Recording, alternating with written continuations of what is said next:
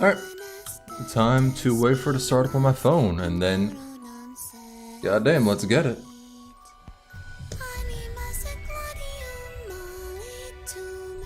Alright, pause that.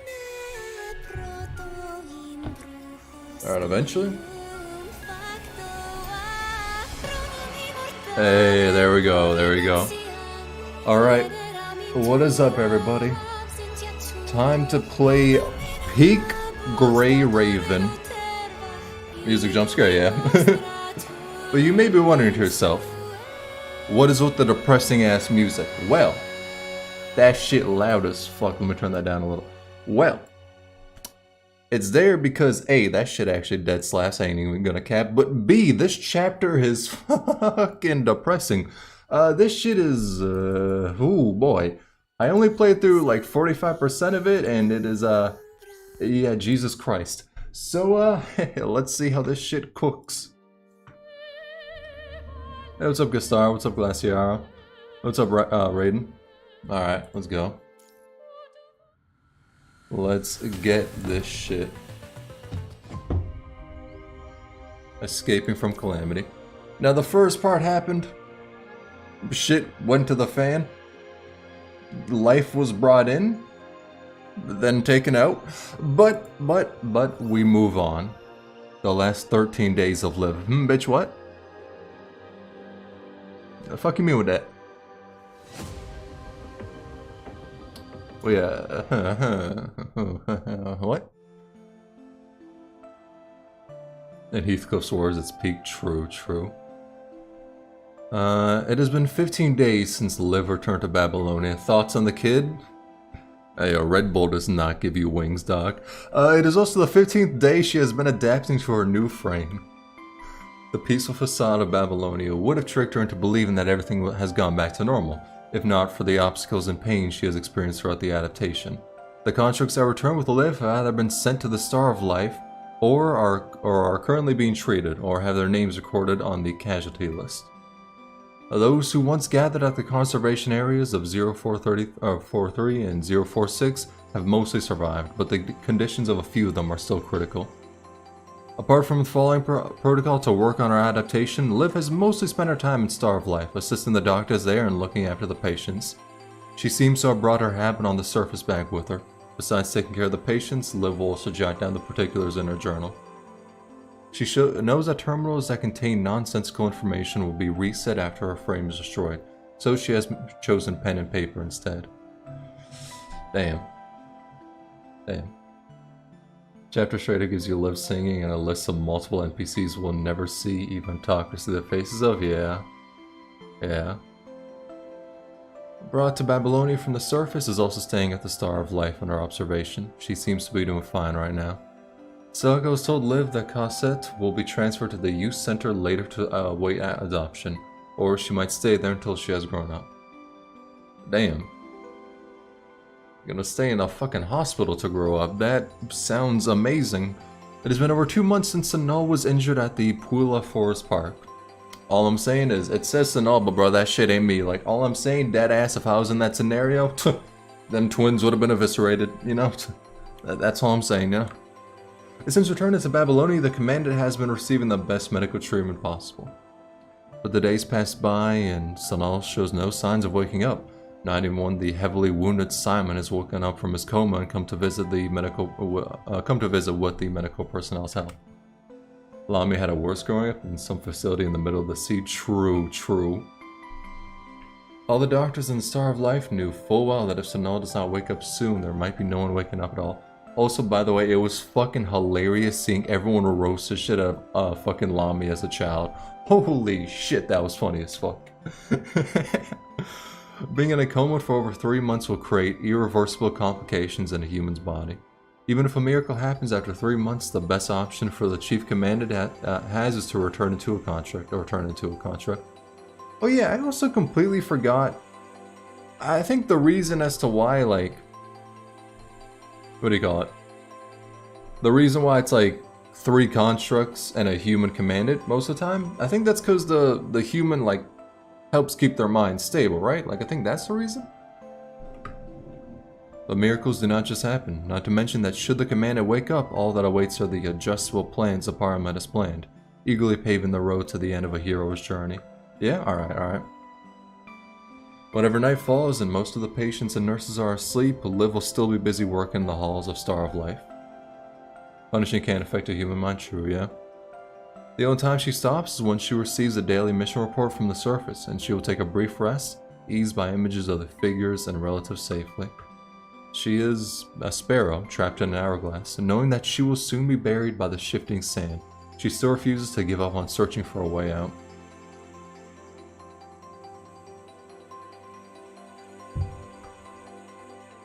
To return and continue to help after finishing today's adaptation at the council. As long as she can offer an extra pair of hands, she could give everyone else a little breathing room, and more patients can be treated. But she finds someone she has not seen for a while in Asimov's laboratory. Holy shit, Bianca! I'm gonna keep it a buck with you. I dead forgot like everything about Bianca. Except for the new frame, that's all I give a damn about. That shit is gone. Like, hey, what's up, love? Just dropping by and taking a break from it. Alright, good shit. Has been approved as well. It'll arrive here tomorrow. Hey, what's up, suspicious lurker? Seeing Liv enter, Bianca simply nods at her without saying anything.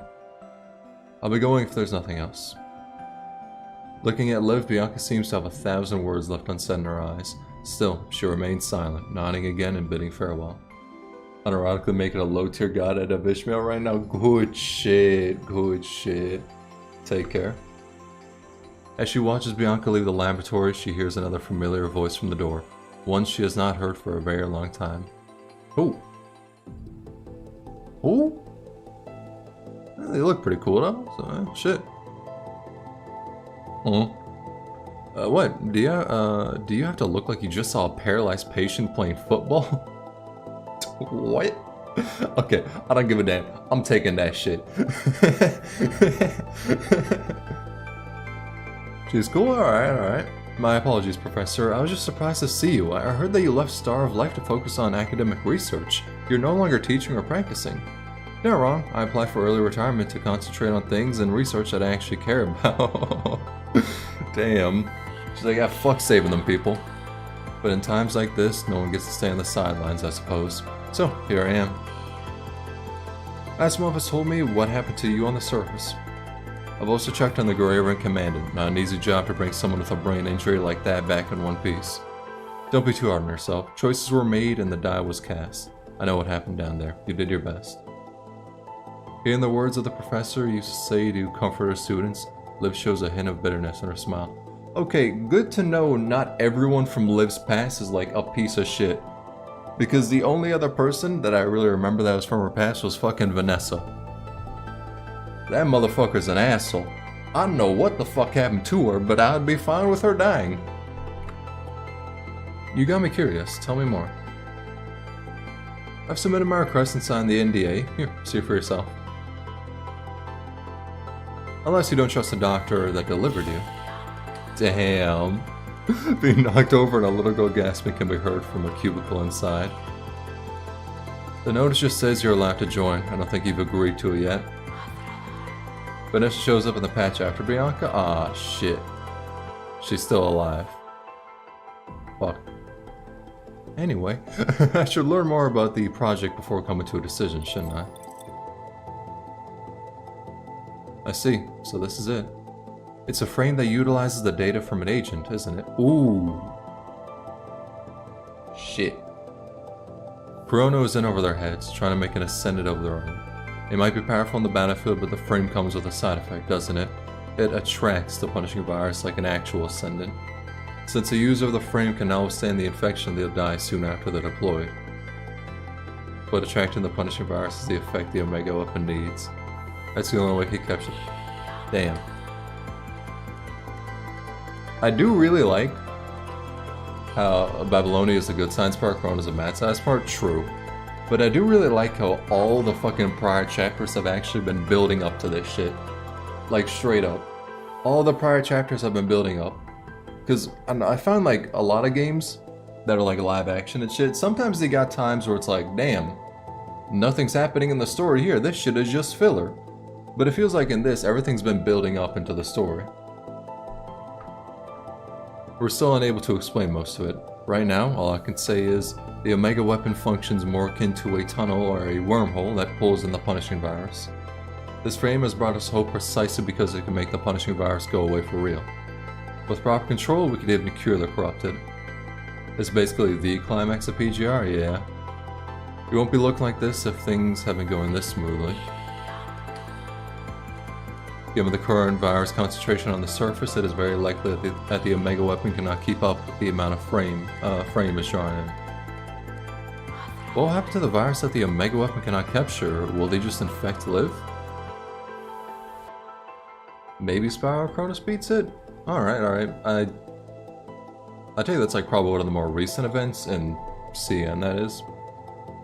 This is only going to give us another corrupted if things go wrong, or not CN, G? No, CN is the most up-to-date version. Hey, what's up, Walter? Commander Nicola agrees that we might risk turning Liv into an Ascendant. That's why he asked the Purifying Force to supply the operations. Oh, that's actually 2 patches after Bianca? Oh, cool. Also, thinking on it.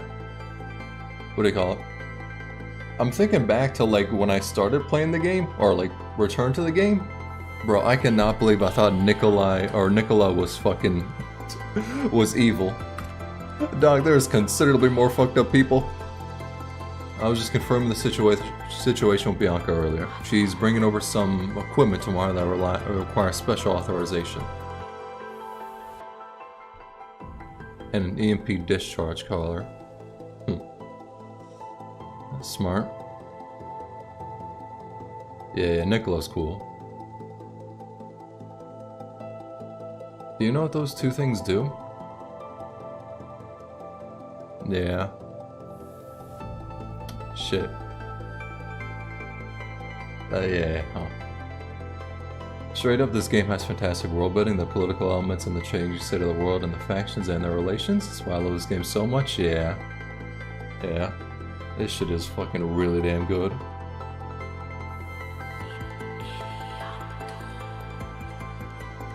A hint of gloom flashes on the cheerful professor's face, but she has not voiced any disagreement. What if we retrieve Liv before the infection crosses the threshold? Even with a specialized frame, the Omega weapon cannot hold out for too long. Everything is a work in progress. We can only improve it after testing. Also, by the way, I'm gonna keep it 100 with you. Bro. Chrome got a downgrade with that new frame. I'ma just say it, dead ass. Like, in terms of art, in terms of gameplay, I really like the Glory frame, but like, bro, they made him look cool to making him look like a fucking golden retriever, dog. I'ma just say it. I don't like the art as much. Drawing in the punishing virus is, by default, an act of suppressing the threshold. If we put a limit on that, this project won't be able to do what it's meant to do.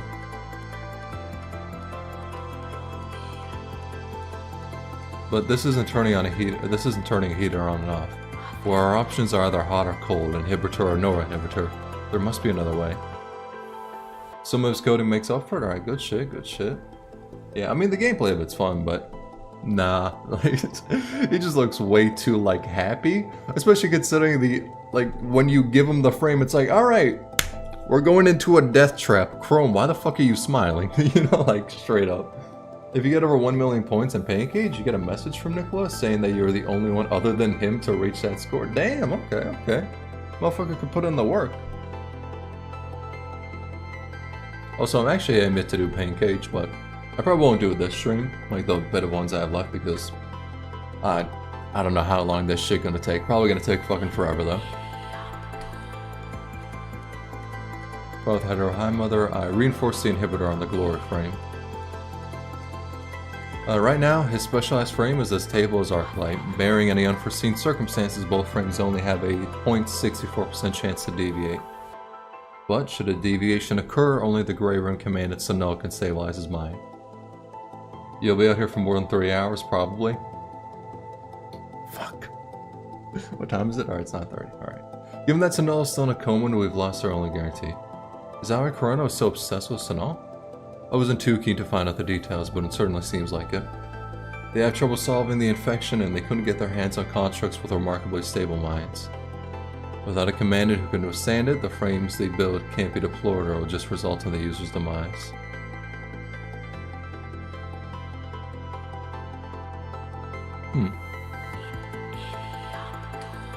He said he wanted the project to continue smoothly so the frames they make can improve and stop hurting the users. That's why they need my help. Oh, how passionate young people are nowadays. I didn't even give him an answer and he was showering me with praise for over 10 minutes. And I thought my old researchers were all but forgotten. People often ask me how I stay so young, but no one listens when they say it's healthy diets, enough sleep, regular exercise, and staying away from cigarettes and alcohol.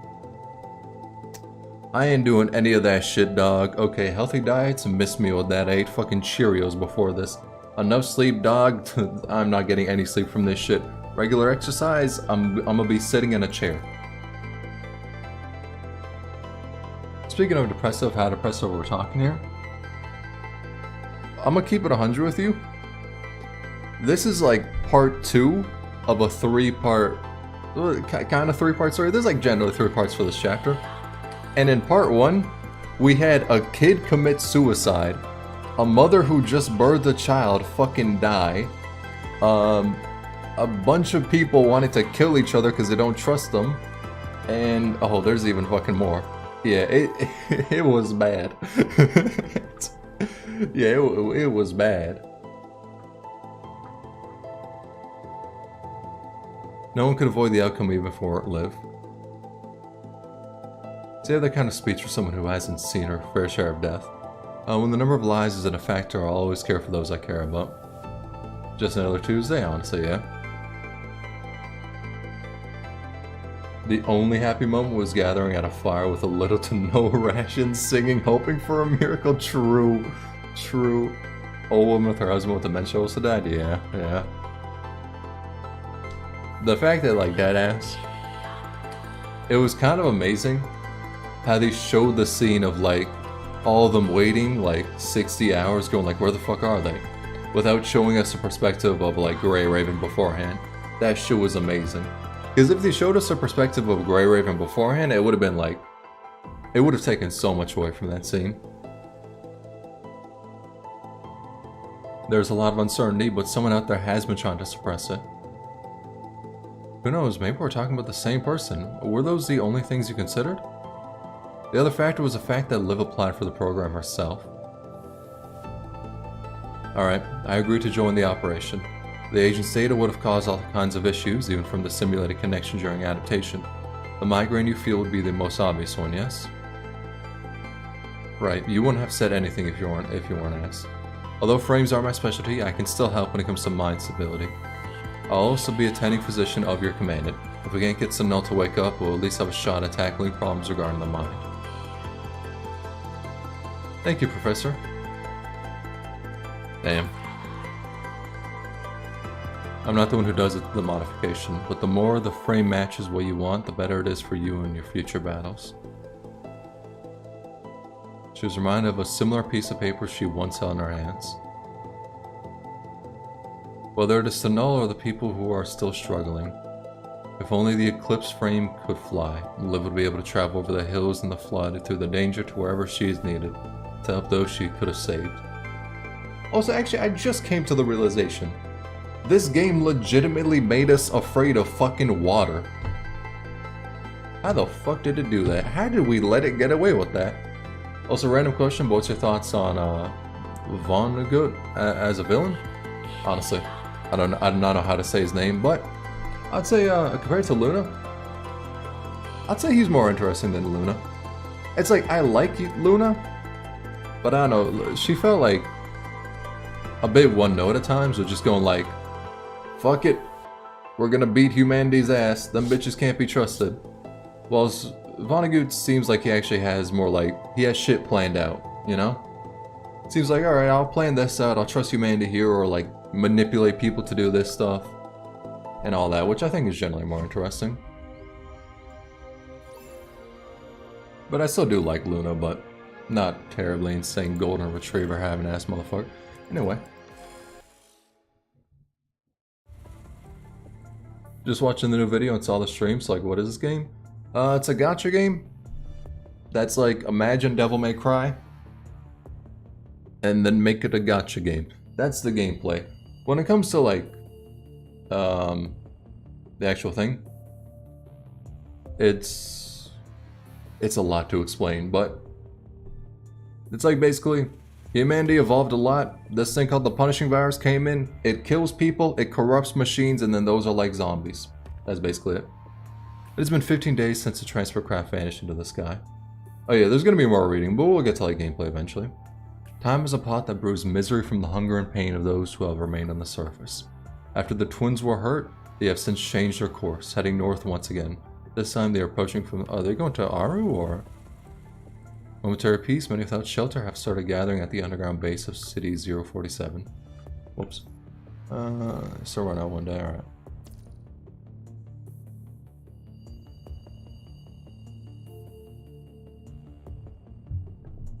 I need playable merciful one first. True. Me too. Like, that motherfucker's design is nice. And you know, like, playable female twin, but that shit ain't ever happening. That shit ain't ever happening. Cerberus meet up with them in city. That as the two teams switch their posts with the other constructs who have stayed behind. Although they have not seen each other for a while, most of the three squads are in no mood to catch up. Save a quick confirmation of each member's status and conditions. Hetero creatures, what are they? Not gay? Hetero creatures are, at first, the virus just corrupted machines, but then the virus evolved to the point where it created life. So those are the hetero creatures, where it's like life being created. And the twins, this shit gonna sound mad dumb when you don't know the context, but trust it makes sense. The hetero creature, eventually there was created like a big ass ball. And then from that ball, two twins were born. And those are like the peak of the punishing virus. Like that's the strongest that shit has ever been, because it's like they went through like the creation of life basically.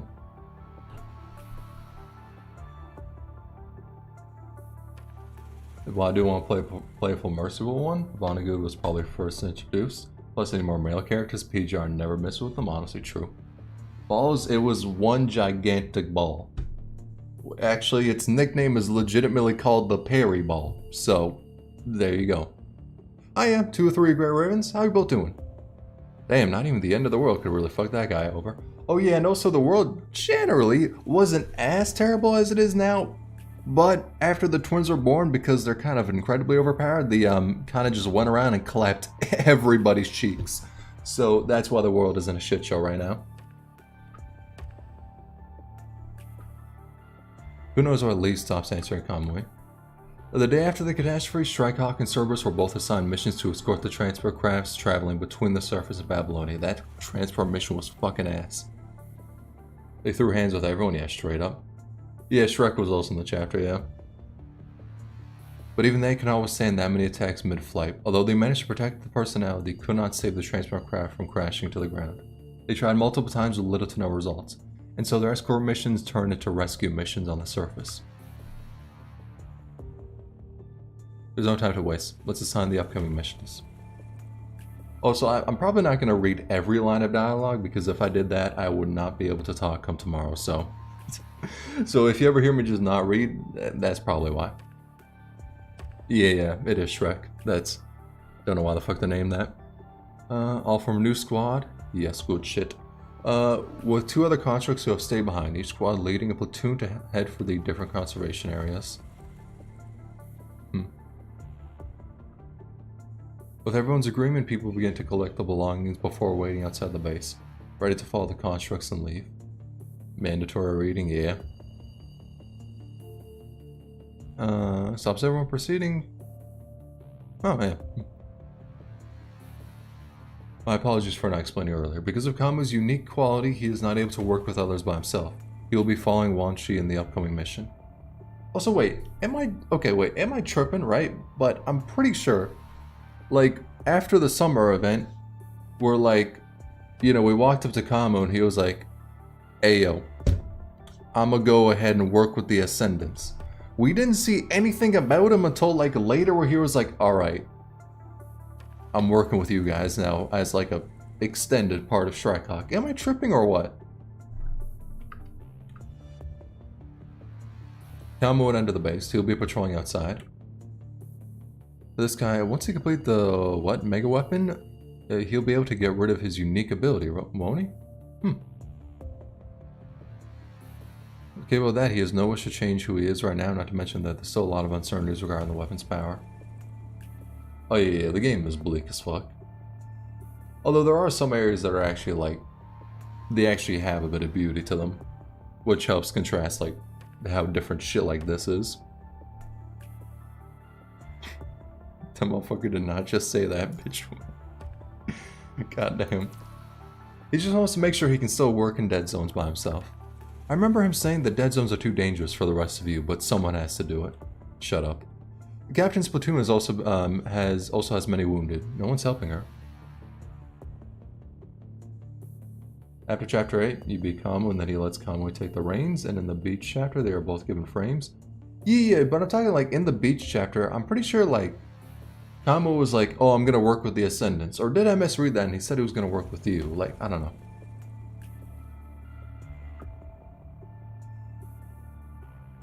All these designs are drastically different, yeah.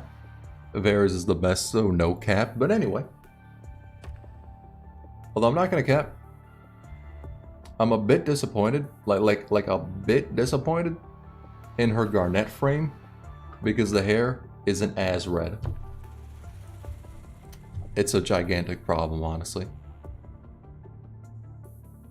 I'd hate to be annoyed to death when I do my mission report. Let's move. Does anybody know the word count of Lima Verona? Asking because this chapter might be longer than half the entire damn game. I wouldn't be surprised, honestly. They'll be fine. They'll be fine. Oh, it's Watanabe? Damn. Ooh, damn, they're getting fucked up right now. Are you attacked by the twins? I would imagine. Oh, damn, they're definitely gonna attack by the twins. Yeah, that's what you get for power creep and mechanomy. That's all I'm saying.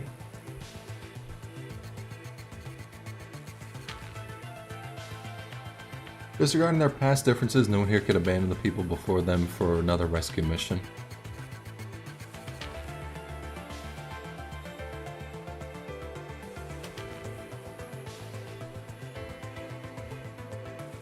Help Actolek? Are they also getting fucked up? Well, I suppose we can take the train then.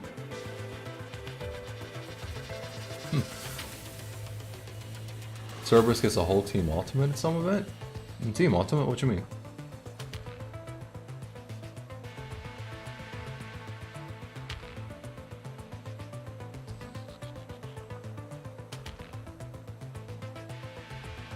You're right, now it's not the time to hold grudges. Actolek isn't getting fucked up, they're getting eviscerated. Yo, I like to imagine like they're just on the train going like, nah, we'll be fine. And then they just turn around and see the two twins just fucking sprinting. Doing like the low tier god run. I don't need my full speed to catch up to you. Like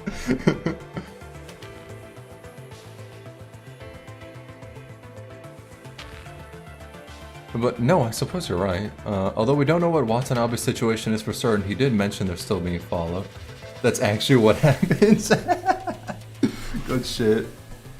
In some events, they have special QTEs with each other, and then an ultimate where they pose and stuff. Oh yeah, I think I saw a gif of one of them. Yeah. Alright, I believe you're gonna watch a second and third Fate movie to prepare for Bianca. Alright, good shit, good shit.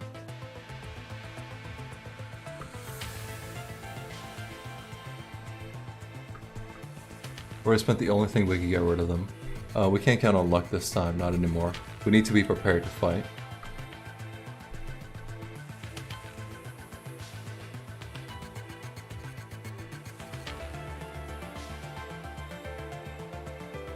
Yeah, but how many injured are in the doctor's platoon? Ours will have to count on the two of you. Hey, I know new shit. Alright, gameplay time.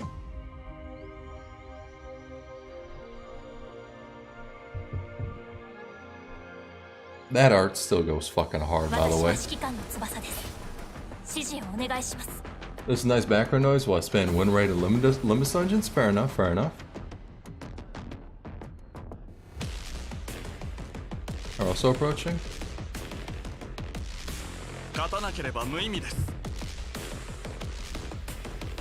Actually, wait, hold up. Oh, I'm about to get hit by that shit. How do I play this bitch again? Oh, yeah. You motherfucker. Bring that ass over here.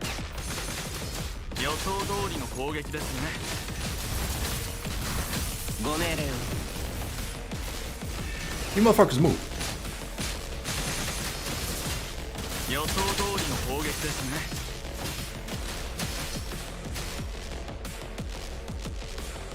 The twins don't look much like twins. Kinda close enough.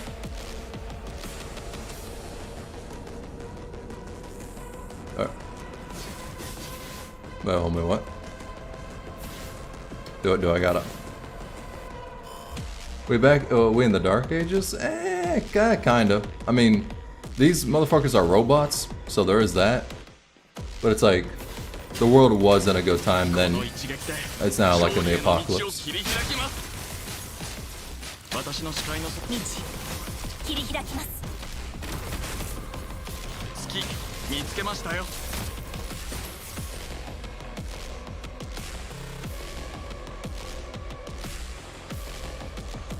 You customize your loading screen in the profile, by the way? Oh yeah, that's right.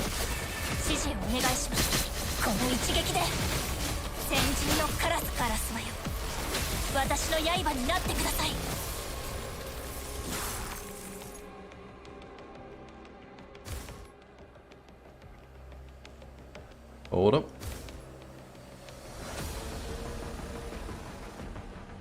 Definitely didn't have the Lamia one for like a month. Yeah, is it the same one that's your fucking desktop wallpaper? Nah. No one can survive this.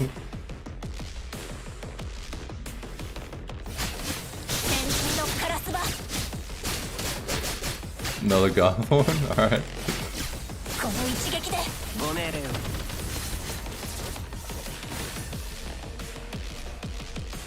Can they just send me that wallpaper?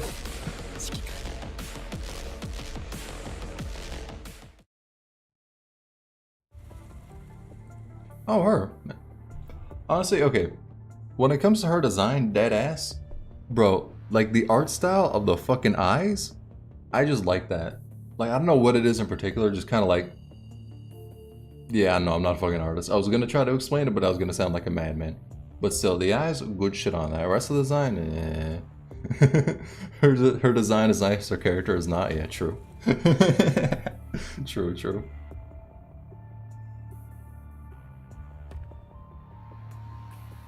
His design is nice. Actually, like, that motherfucker looks cool. Good, they need to learn and grow on this journey. Otherwise, they would be nothing but food for the red tide, even with the world at their back, unfit for their names. And also rolling as well, you know, they're rolling as well, you know. Probably gonna dip so I don't spoil myself more. Sort of want to play it. Alright, good shit. I'm gonna have a review up relatively soon. It would be like the 27th. But yeah, I'll have a review up then if you want to see more about it. 27th is generally when I plan to have it out, if not the 27th, the 28th. The red tide is inevitable. Should we let it grow unrestrained, it will only bring chaos, distorted, and consequences uncontrollable. As I have mentioned many times, we need friends in the brave new world. I have no preference for whether they are predators or prey. After all, it is a lesson to learn, a reflection of humanity. Merciful One is such a bro for saving Orlin. True. Who saw that humans were weak and greedy and decided to reshape the world. I also said to let her witness humanity's potential. But what happened if the demon woke up to something other than greedy adventurers? Where there is shadow, there is light. I don't dismiss the existence of light just because of the many shadows in the world. So many tactical belts and yeah, true. Straight up, Nomura designed some of these motherfuckers. God damn. If all the twins see as how despicable humanity is, then humankind shall die to its own reflection. Should there be speckles of light, however, the twins shall react in kind. I wonder if the twins would fuck up Vonnegut. Yeah, they probably would fuck him up. Yeah, now they'd fuck him up. Their bodies won't survive the filtering of the punishing virus.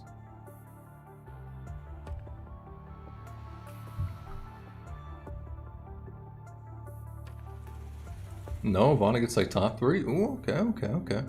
I mean, he did stand up against Alpha. I suppose their luck is a part of the filtering process, isn't it?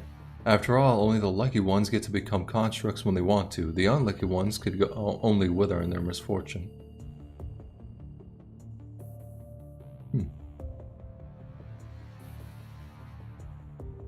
Wonder if they would have been cool if we didn't shoot them as soon as they spawned in. Or if we didn't, you know, like, batter their fucking mother. The ones they call the twins are going after the train. They have quickly adjusted their pace. Please tell me there's a visual of them running after her, bro. What the fuck? Oh, never mind. They just fucked that shit up. Damn.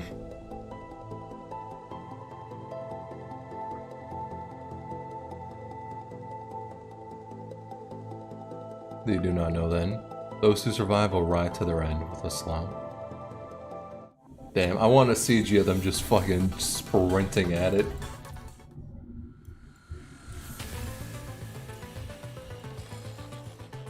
Funny that they can run faster than the train. True, honestly. They could probably just run into us instead of having to fucking punch us and shit. Twins have stopped their attacks since the slump severed its carriages. They simply followed the detached train from behind with their unique movement. They watch, curiously, the inside of the train through where the carriages broke off, as if it is a headless rooster still moving about. Countless hetero creatures and hetero sapiens converge at the sides of the twins, replacing the two observers as the assailants who attempted to breach the carriages.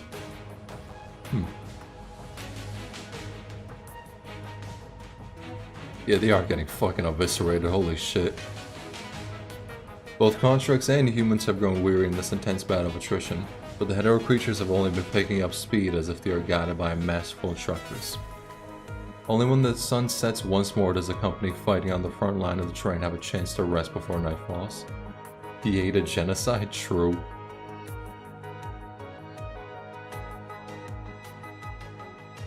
Sophia, a homie, I'ma keep it at that with you. I've used you in gameplay. You ain't cut out for this battle. Like, straight up. Place most of them in other cities as conservation areas before meeting up with the Forsaken. Present unfazed as though she has long been used to confronting danger. Still, some of them refuse to leave despite the situation, and you have witnessed their fate. Oh, hey, it's Watanabe. After this is over, the Forsaken will not forget what you have done. Still could see a motherfucker disappearing a little bit, but anyway.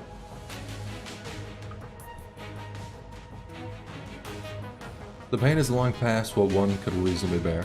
Yet the Forsaken are still standing here, like a lighthouse in the storm, unyielding in their oath to not leave anyone behind. I want Watanabe's hair, honestly understandable. With what has transpired, no one gets to remain uninvolved. We should have stood together in the first place. Don't you fuck...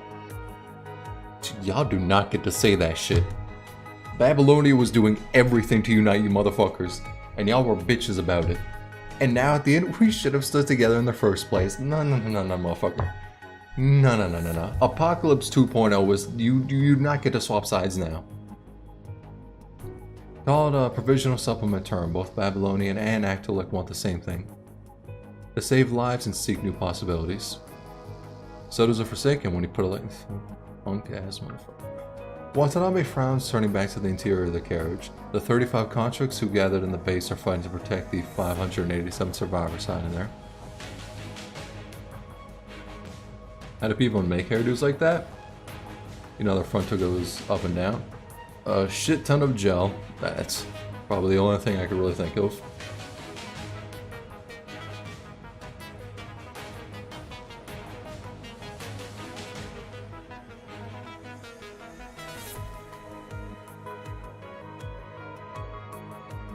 Suffering human casualties, Watanabe is forced to take those remaining to escape from their base. Actually, thinking on it,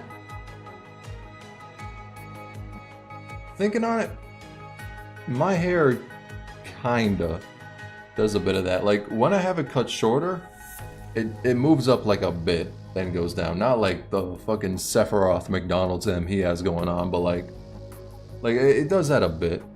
If I have it like, what do you call it? If I cut it short. Too long though, and it's like, the weight's too much. A scalp molder.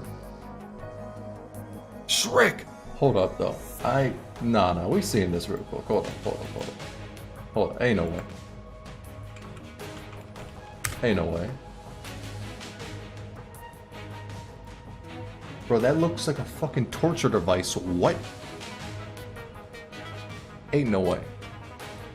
That shit looks like a torture device. Anyway. Kill somebody with that, goddamn. Hey, what's up? Thanks for the $7, Seraph. How you doing? How's the chapter? The depression hitting? Chapter? Good so far. I'm doing well. The depression, that shit has hit, and it's gonna hit even more in the future. That's not what I meant. I'll send the bottle I have. Alright. Shrek low-key looks like a doujin. Ain't nobody forced you to say that. Shit funny as fucked up. Ever since he came on board, the normally talkative young man has been looking around with worry and disgust, almost as if he fears not just the monsters chasing him, but the train itself as well. I know it's not my place to say it, but those two and their siblings are still after us. It's clear that we can't outrun them, and we can't win by attrition. I might just be a civilian, but I'm grateful to be saved. With both the folks behind us, and I can't bear to lose any more of you. Especially you, Watanabe. You don't have to say it. You're almost at your limit, having operated non-stop for the past month.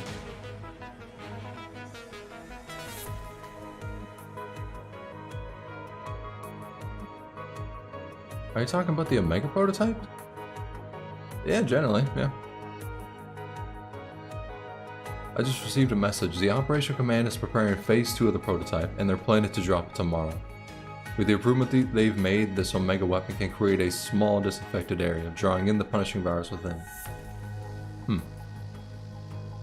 But its effectiveness is still inconclusive. We should prepare a backup plan.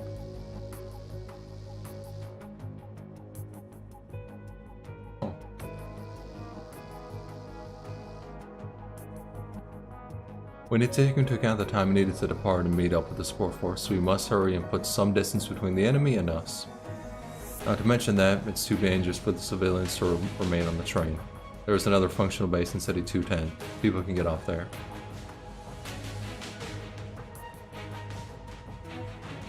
Alright.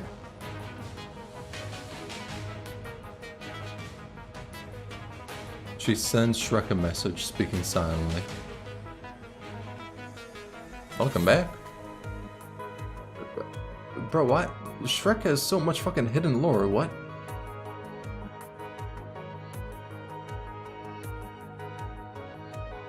Boy first connects with a corrupted that is clinging to the broken edge, snapping its neck.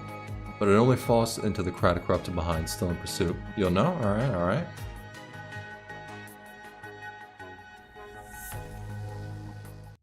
Alright, let's get it.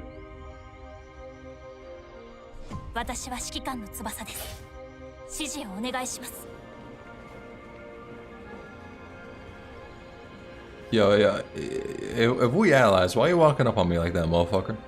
Walking up, pistol in hand and sword in the other, like, that motherfucker's walking up weird. Oh. Well, can y'all,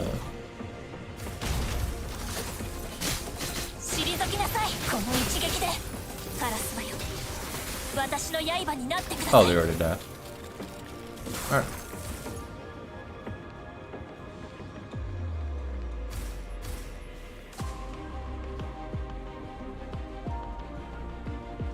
Alright, attack. Ah, too early. What hit me? What?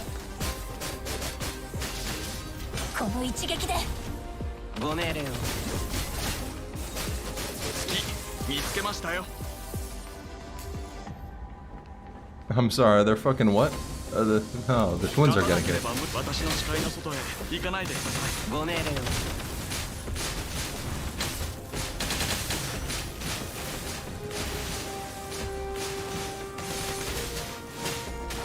I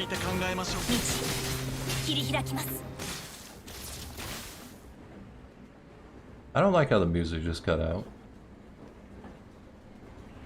Yeah, this should look like it's gonna be bad. People want Lucy to be a fire tank? Yeah, I noticed that.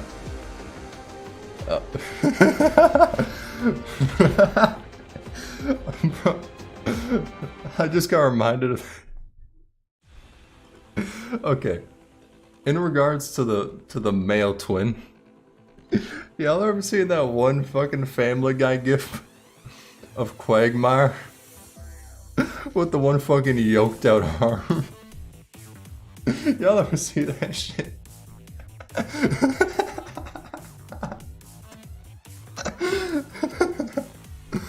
Where he's in front of Slum, leaping into the air, launching a deadly strike at the fractured carriage just once more.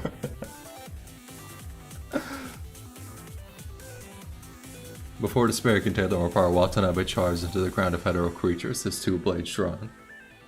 As the red tide threatens to devour everyone, the two surviving humans and constructs all take up arms, unable to stand aside. Yeah, we fucked. Damn. Evidently a lot.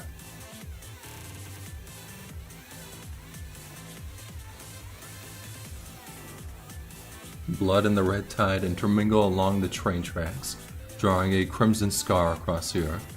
As thunder roars in the sky, the cacophony of the crowd's cries compose the symphony of the inferno. My lord, the poetry in this shit goes insane.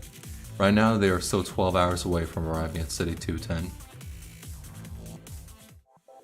Sweet Jesus.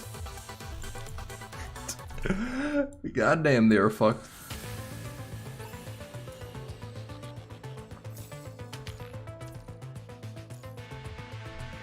Hey, what the fuck happened to Lee? What? Well, damn. Just died straight like that. I'll rip out to him.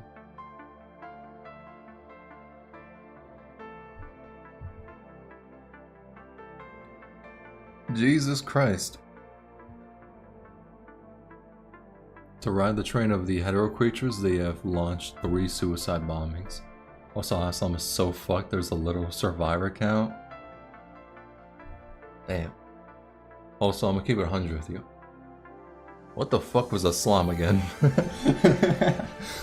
I ain't gonna cap, they brought it up in the story and I was like, I'm gonna pray to God they don't bring that shit up again because I dead forgot. Is it like an area? The train? Oh, okay, that's right, yeah.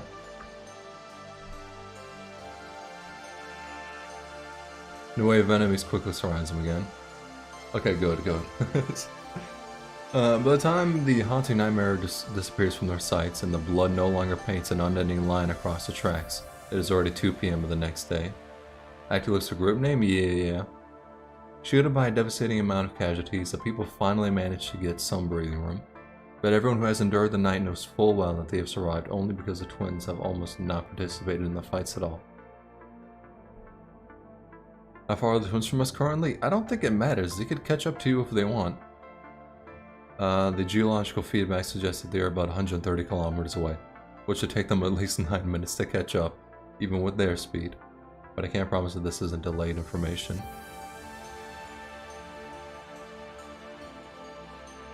Only lightly wounded, which indicates the unfortunate fact that none of those who were hurt barely lived.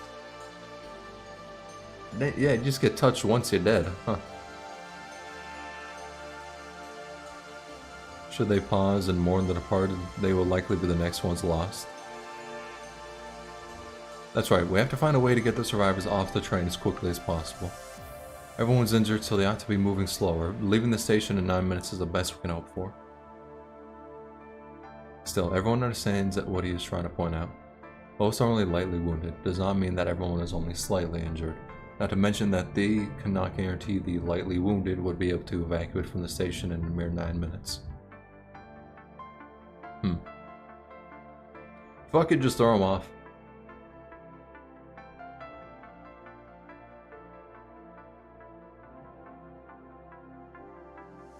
We've lost too much already. After a whole night of loss, the light in Watanabe's pupils is almost gone. The corners of his eyes are still tinted light red. Is it tears? Perhaps sweat or blood? Or could it be a painful mixture of them all? Man, I'm looking at his sprite. Mainly blood. We're still a while away from the station, Watanabe. You need to rest and repair so you can keep fighting.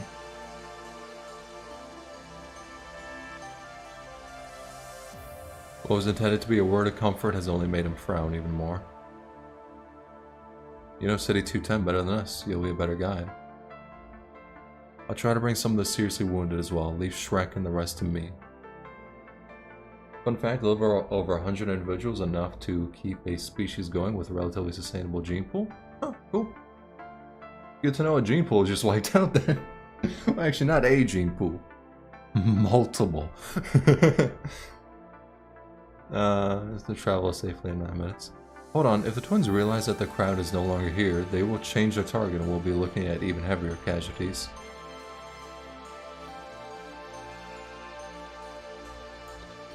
But now most of them just want to leave this grueling front line.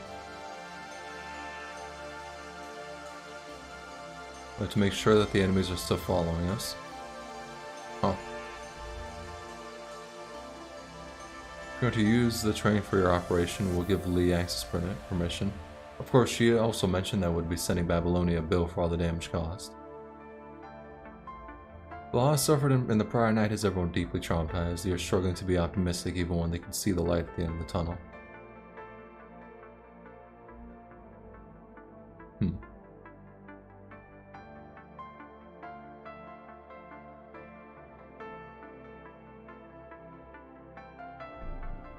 Yeah, this shit is looking bad. They all look pretty beat up, except for fucking Changyu. That motherfucker is just watching on the sidelines. This punk ass bitch, bro. That motherfucker ain't doing shit.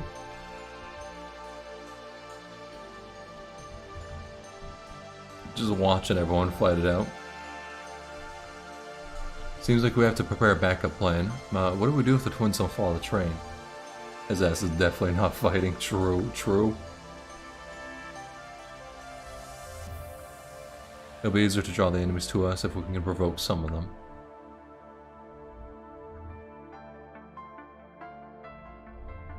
I'll guard the people as they go. Alright.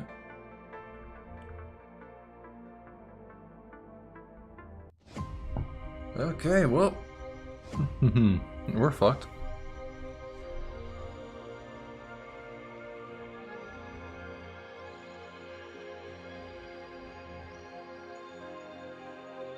Alright.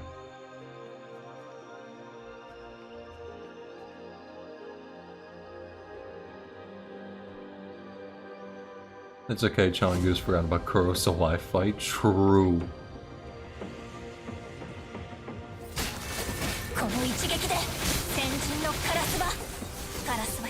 That shit does so much fucking damage, like that ass. God damn.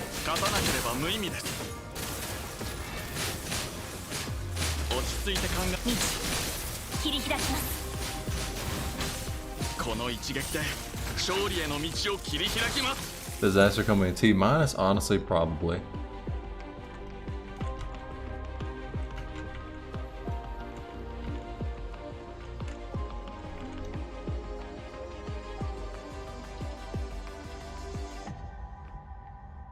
If Changhu is the anniversary Omniframe, I'll laugh.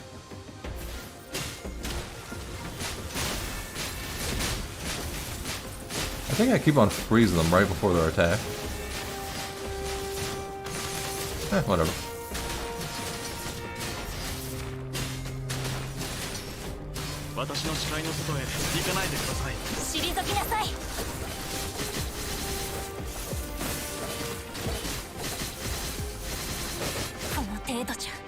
I got a message on my phone. Alright. Alright, swipe that away.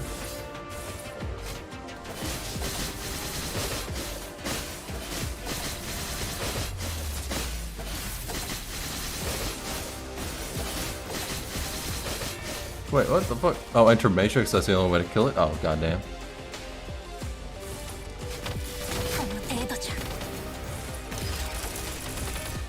The motherfucker attack, goddammit!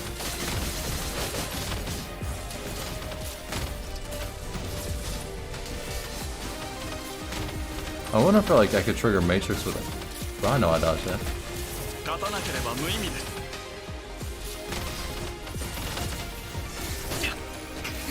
Alright, ain't gonna cap, I kinda got fucked up right there. Fucking finally, Jesus. Oh.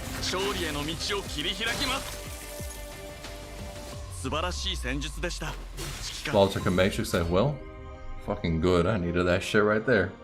God damn. In the last 11 seconds of this dire battle, the train finally starts moving again. The twins continue following the train without being drawn away by the departing crowd.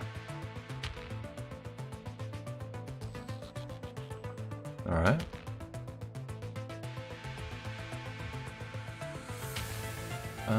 Which means coming in, yeah.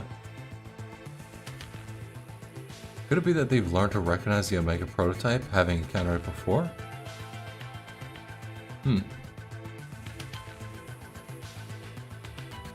Which is good, because that means if you just set up a big-ass dome of it, then you can have like a city in there.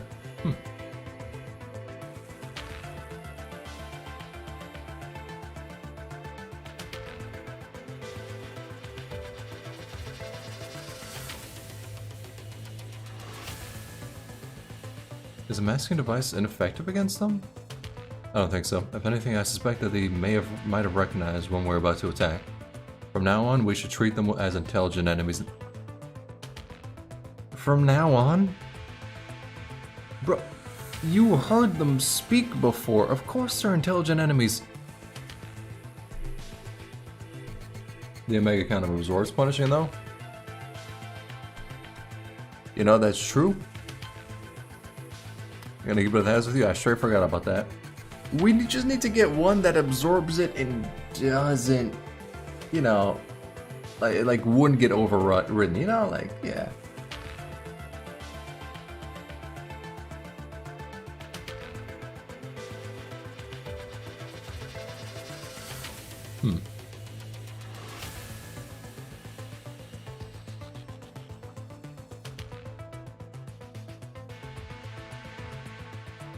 Why didn't you leave? Of course, it's Shrek.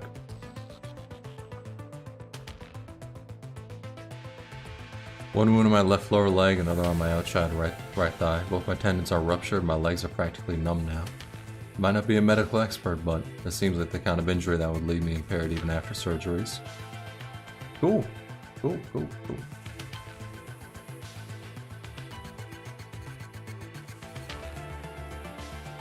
He puts on his blood-soaked legs and the tourniquets around them cover with written records of time, erased and updated. The last update was 2 hours ago. Huh.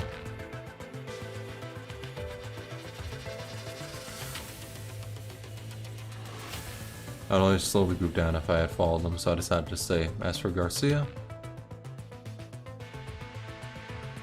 I checked, and I think his liver and kidneys are punctured. Oh, that sounds like fun.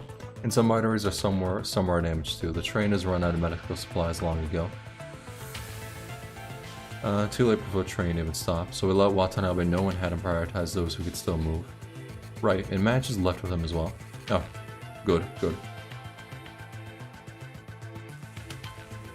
Stop pouting and say something. You guys still have work to do, don't you?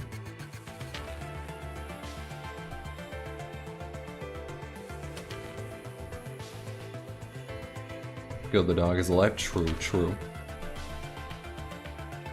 I'm so impatient. New age for global PGR so close. Yeah.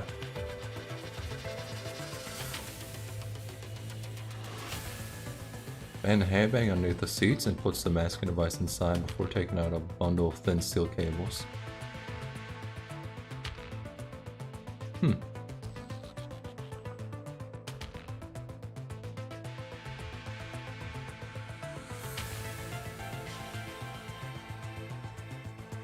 Damn, fucking bitches. Oh.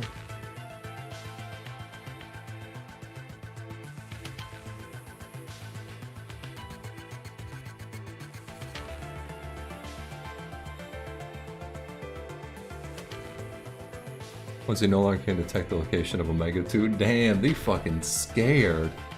Ooh. Alright. They returns to the first carriage, hiding the handbag with the masking device in a safe location. He then takes a similar bag and places a piece of rock of similar size inside. Alright, oh, them motherfuckers are scared.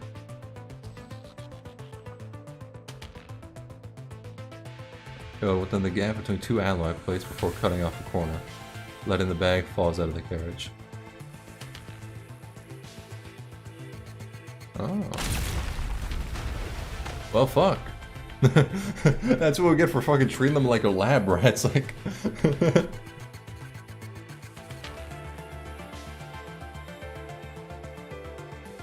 Throwing him above the cart so that he can make use of the crumbling walls to make his way to the front.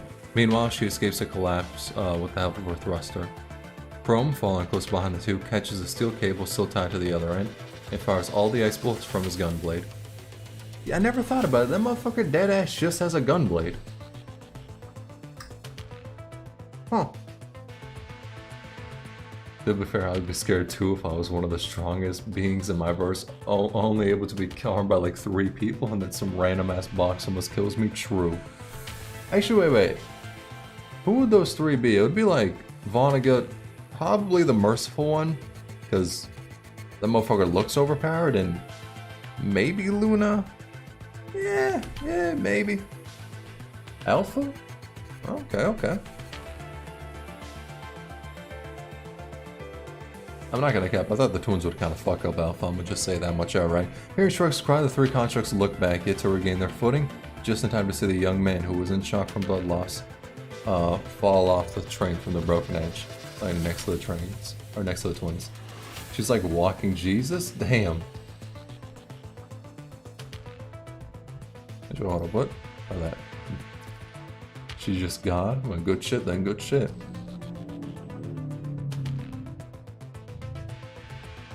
Oh, that motherfucker dead as hell. Fester's in their arms.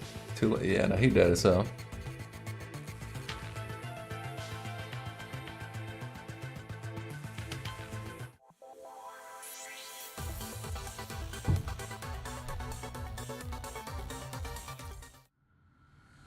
Less cynical Bill Sacker. Alright, good shit. Ooh, the 3rd part? Oh, no, never mind. Soon, though, soon.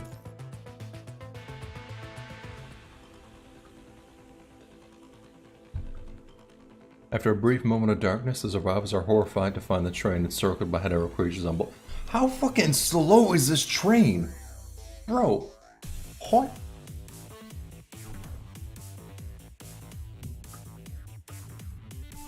It's the last alright, good shit. Huh. Man, that design looks pretty cool. Better than the fucking generic ones.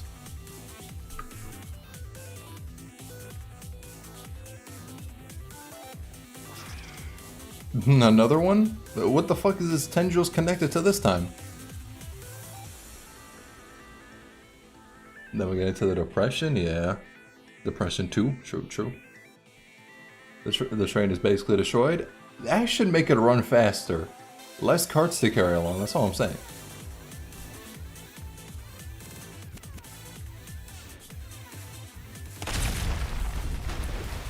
Rocking the carriages intensely in a deafening crash. The train shrieks woefully. The Hive Mother, with her tentacles planted firmly into the ground, is uprooted as the walls of the tunnel collapse. The next moment, the last surviving human is flung outside the train. No, Shrek! Lee dashed through the crumbling debris and grabbed Shrek's hands, but a split-second decision puts him right underneath a falling rock that he cannot dodge.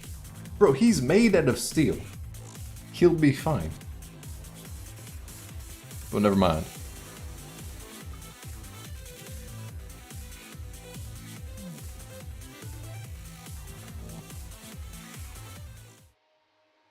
Oh, this motherfucker dead as hell.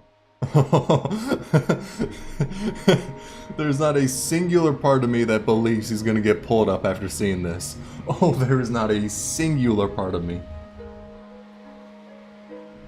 I was thinking, if those 2 monsters didn't avoid the handbag or the tumbling human, it stands to reason that they wouldn't duck from a guy with a handbag like me, no? True.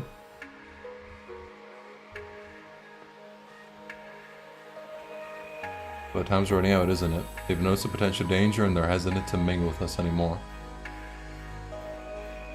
We're surrounded. I can't pull you up with my broken arm. All I can do is kick the approaching head of the creatures away while pressing Shrek to save himself.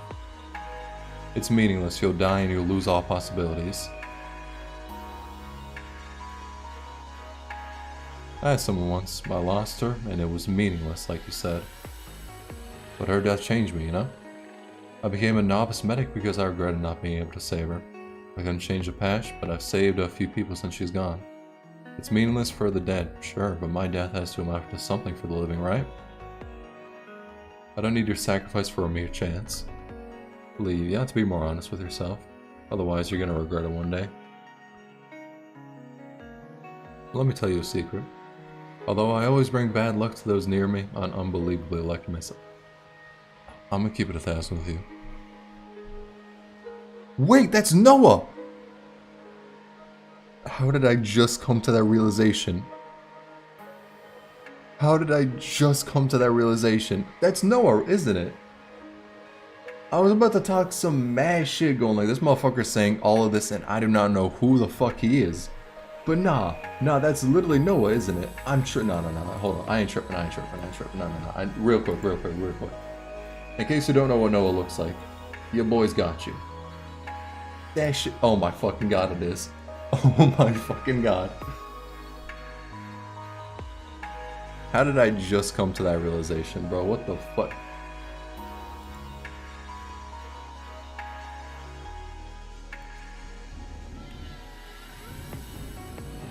Oh, you definitely walking out of this shit in one piece, motherfucker. We have you in the future. With rainbow hair and a few, well... in the face of Shrek's absurdity. I don't think the technicians are interested in making rainbow hair. Chuckling like the young man hung by the edge. So you're not dismissing the contract part, impossible as it is. I've been hoping to reunite with my friends since he passed. Not because I've decided to give up on the possibility they gave me. I'm just making the same choice they did. I'm passing this ticket to the future of someone else. I finally understand. Winter does not take for some with light fires with their souls. Small and frail as their flames may be, they are enough to light a fuse. All possibilities stem from a big bang, after all. Shrek might be a Giga Chad. Honestly, he is a Giga Chad. Stop talking. Get up now. Thank you, Lee, but I've done almost everything I wanted to. There's just one thing left. Forsaken Babylonians, y'all deserve to live. You live and you save more lives, eh? It's my genuine pleasure to have spent this time with you. This is the reason why.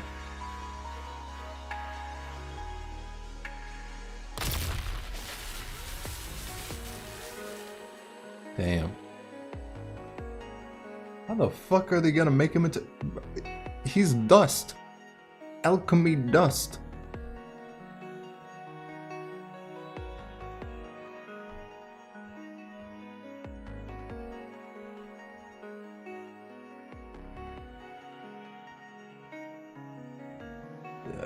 Maybe they had his consciousness already, somehow?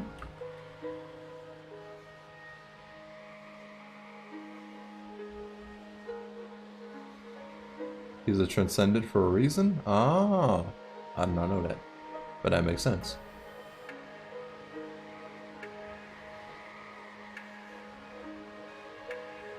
Probably some bits of brain matter here on that rock over there.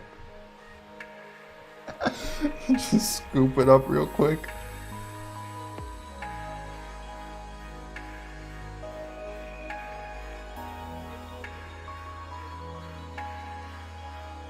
What is it? I thought I heard someone chuckle.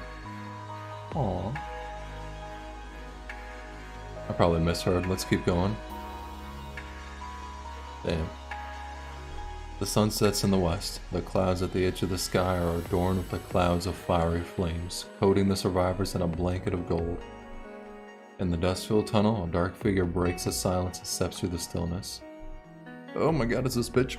Their new weapon is destroyed, but its aura still lingers. The punishing virus concentration here is incredibly low. Mister? Ignoring the girl's report, the man who has merged with the shadows walks across the ash-covered floor, placing his attention on the pool of blood beneath his feet. As he carries the misery-bound blood of the bloodied young man, he discovers tender heartbeats underneath the ravaged flesh. Would he consider it misfortune or luck? Ooh! And then that's how he gets turned into a transcendent.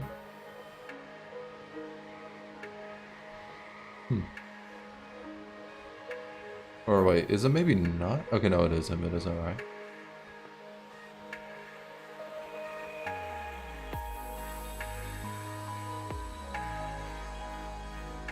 It seems that a damaged hive mother also sends her children's fear, rushing here from a nearby hive to their aid. Is that the maternal bond? Are you feeling sad for her? No, she's just a vessel for Data, a being that takes the role of a mother. She isn't my real mom. Even if she would mimic my mom and speak the words she once said, I wouldn't feel sad for a vessel. Everything we're doing is for the day real mom and Cinderella return. Huh. Huh.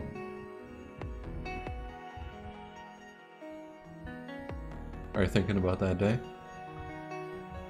I'll give you your freedom once it's all over. We're gonna have to see more about this shit later on.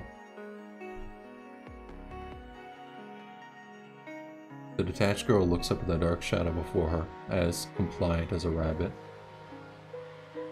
Whether Mr. Kugawara Kurono... Ooh, damn, they got some beef. Whether he agrees with everything I've done. I want to see him again and tell him that mom has woken up. Ooh, Kurono has some beef with them.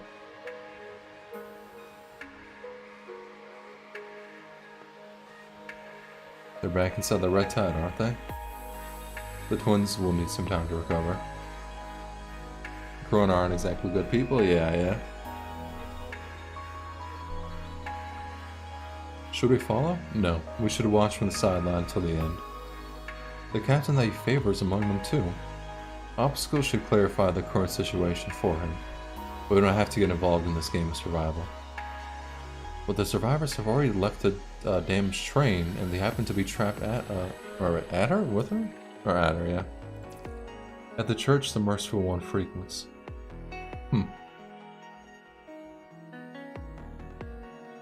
sent a wild meme in the Gotcha channel, but it's true. I some of you got some talking to do. Alright. She is oblivion itself. Yeah, all I'm saying is, bro, she looks like she'll beat some ass. Like, Vonnegut, when she appeared, that motherfucker, he wised up. He wised up quickly. But actually, wait, how much, percentage-wise, 63? Oh, well, shit, I don't want to walk into Center Burns. Let's wait, how much do I got of this? 12,000. I'm gonna have to figure out what to use that shit on later. Anyway, what the fuck is this? Cool, nothing. Probably use that. Yeah, I'll get to it eventually. Cog crates? I think I'll buy, what do you call it? I think I'll buy a fucking... Yeah, I got 10 million cogs. But, I think I'm gonna buy just memories for hypertuning. 6-star memory fragments? Wait, 6-star memory fragments? Why would I... Wouldn't it be better to just buy the memory itself and use that to hypertune, or what? Or am I tripping? For future characters? Ah, gotcha. Yeah, I think I'll probably do a bit of that. For, like, Bianca and shit. Cause the thing is like, I also need to get some memories for Rosetta, because I don't really got the shit for her. Well, I got the shit, but it just ain't, like, hypertuned, so. 500 for a memory? Jesus Christ. Alright, but... Okay, so 37% left. What time is it? No, it's 10:30. Sweet Christ. Alright, let's get it. You don't need to hypertune? Yeah. I think I still will, because, like, why not, but... What did the Grey Raven punish? Currently, the twins. For the most part of this chapter, fucking nothing. They're getting their asses beat. 500 of the currency, you need 150 shards for a memory. Oh, okay. Also, I was kind of reading chat, but I deadass saw what the fuck appeared there. Dog, that was her domain expansion. Like I saw that. So I suppose whatever the fuck she does for that is going to be explained here.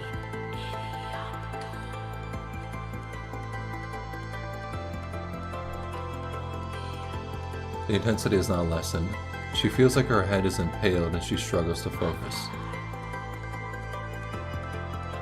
This is how we lost all the constructs that were sacrificed during their adaptations. No, this is probably not the only reason.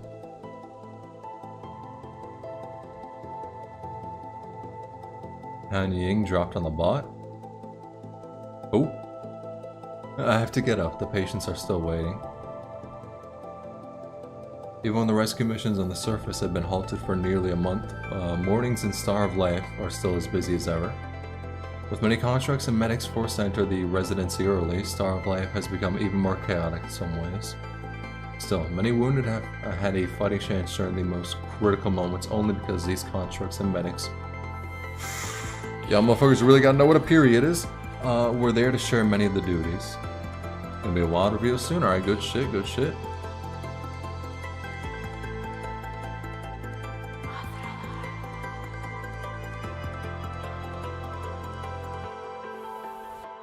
There were no messages last night. I see, thank you. Your companion's gotta be going through some shit, homie.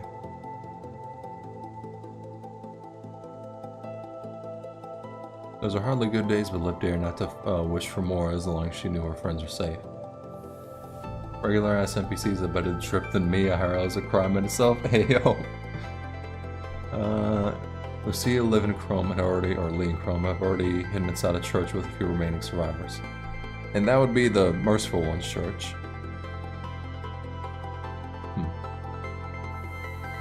I really want to see more of that motherfucker. Like, dead ass.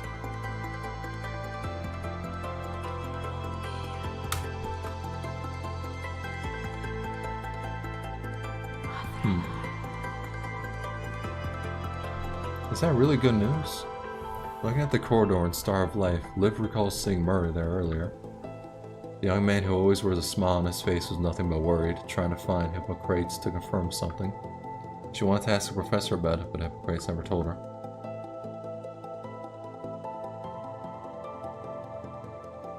Hey, Benny, for your thoughts?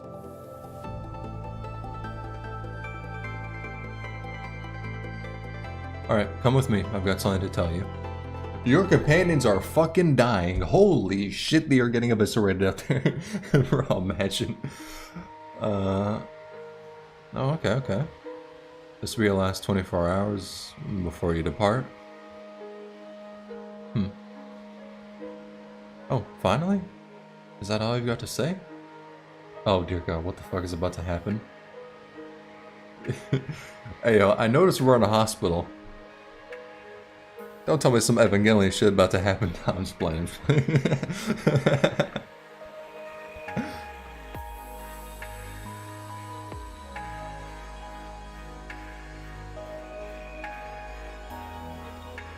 Uncertain if she's referring to the comments written on her assignment manual. Grounded, hardworking, studious? Nah, you were a fool. The teacher who taught you clinical care passed away about half a year ago. There's no need to be upset. She was old. It happens. But she mentioned you to me before she left.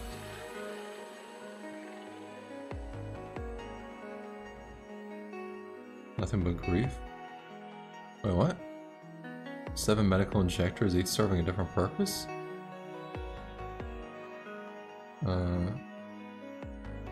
Yes, you cannot recall where they came from.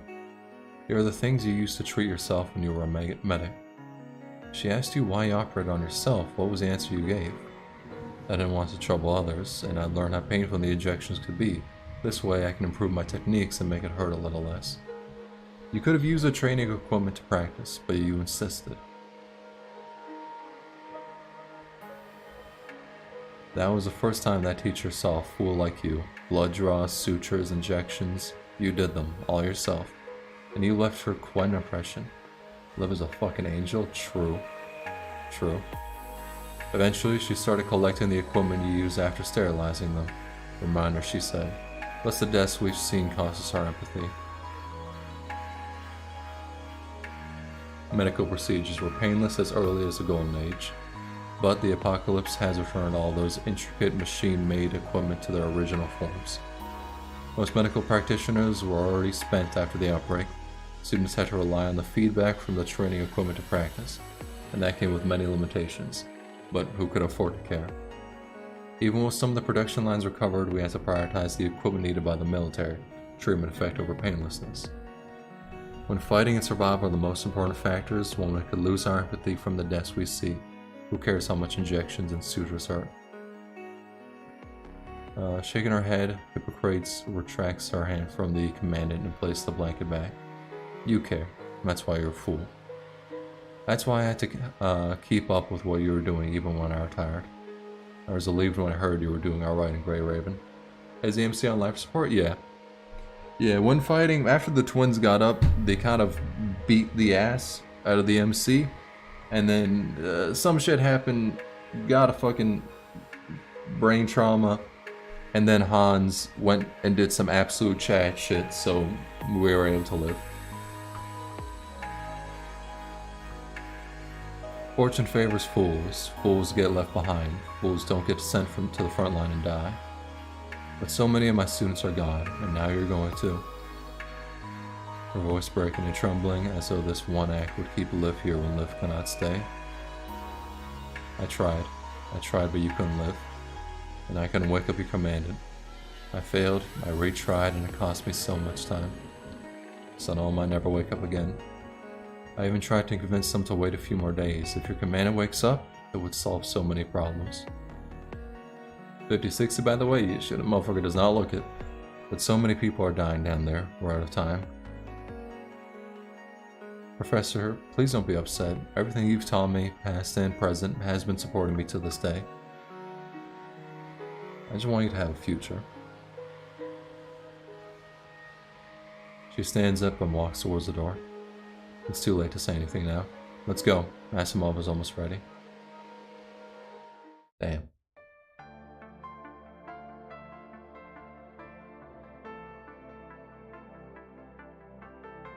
Seeing Liv enter, the assistant walks up to greet her before leaving with a box of things. The punishing virus. This is the first time we can truly eliminate the virus. Yeah, that scene is really fucking sad, straight up. I remember I read Liv's interlude story when I was like playing the game for the first time, but I forgot most of it. That shit was so long ago. But I don't think I'll be able to read it after this, because when this shit is done, it's gonna be like 1 AM or something. So, it's unfortunate, but it is what it is. Since a frame is mainly built upon the data of an agent, its capabilities are also similar. Still, this is just an imitation, and you have never gone through the filtering that we know of. Once the fight begins, it won't be long before you could reach your threshold and lose control. Unlike the specialized frames given to Lucia and Chrome, this time I cannot give you any guarantee. But when the punishing virus drawn by the specialized frame outpaces the rate the Omega weapon can absorb it, and the infection passes your threshold, you might be able to enter the Ascension network while conscious with the help of this frame. Well, that shit seemed kind of important. Imperi's interlude is a continuation of the story, pretty much. That makes sense. But what do I need to do? You just have to be ready to respond. With the Mind Needle probe, we can see everything you see. Our old records speak of the ASNet as a network built upon many corrupted to share information with each other. But having witnessed agents, the Red Tide, and hetero creatures, we have yet to understand how they are all related. Damn.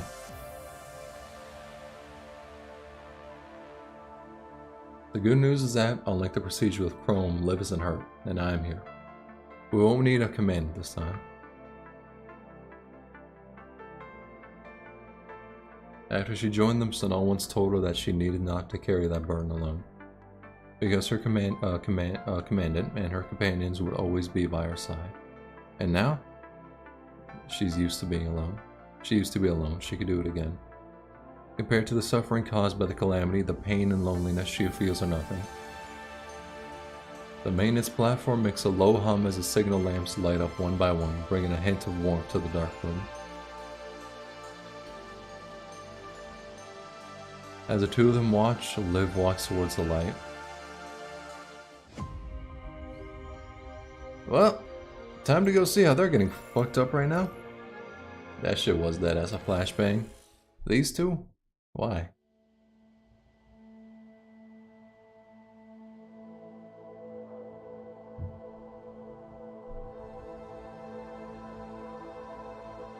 If there's Jesus in the world, it's Liv. True.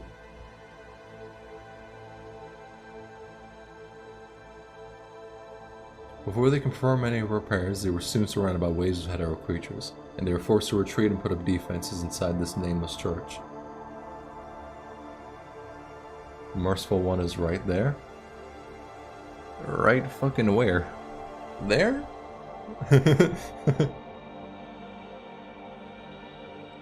Those twisted horrors have marked their names. Those creatures will haunt them every step of the way like shadows, inseparable.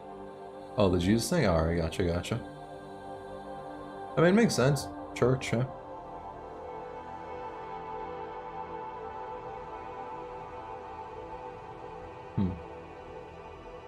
With their supplies lost, their resources are about to be depleted when one of their terminals finally rings. Hey there, how y'all holding up? Fucking terribly. God-forsakenly awful. Whoa, you look terrible. And you ain't got a scratch on you, motherfucker. What does that say about the work you've been putting in? But that's alright, because we're bringing you some supplies and we've also brought a few Babylonian constructs to help you.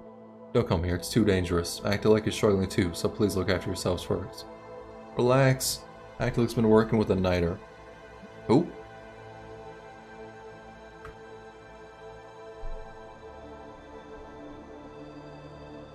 I know it's pretty bad where you are, so stop turning us away.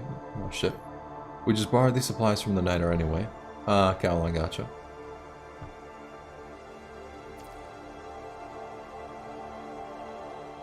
Yeah. How are Jamal's injuries? Palau got us someone who can help. Good. Sit back, don't give up. We'll be there soon enough. Oh, is Lucia not shown? Oh my fucking god. I understand what Changyu was saying, bro. Goddamn, they look terrible.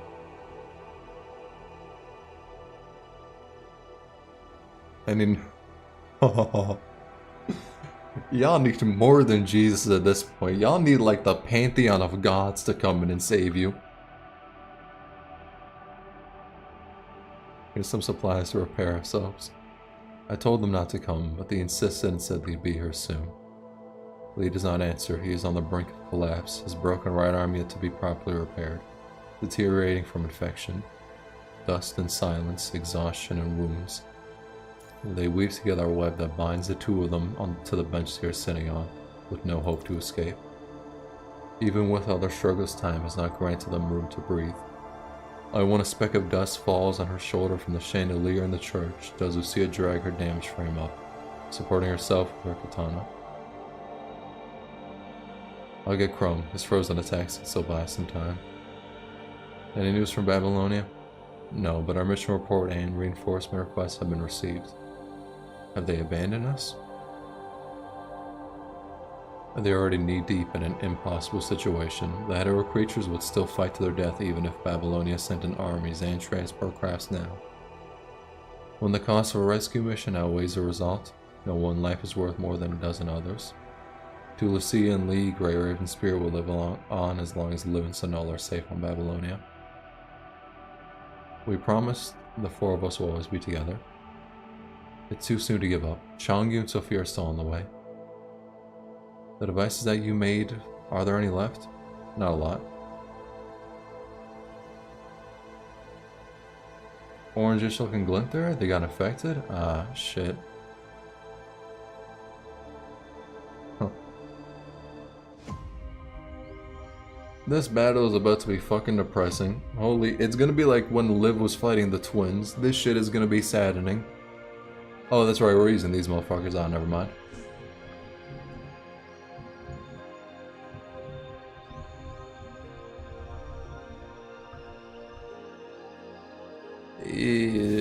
just... corrupted antidote, which is alright. Battle the Sea, more depressing, just wait, alright.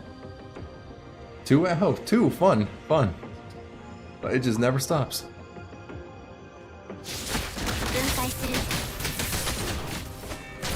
That motherfucker got like that Elden Ring wait time right there, what the fuck?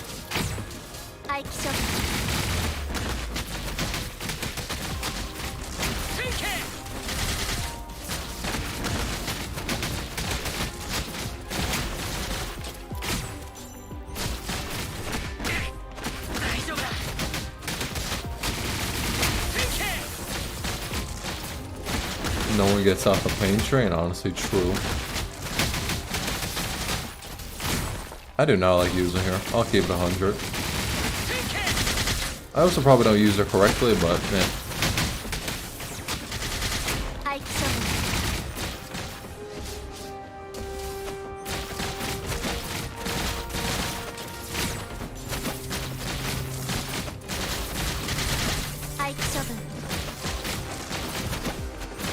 She just does god awful damage, yeah, straight up. Like it is painful.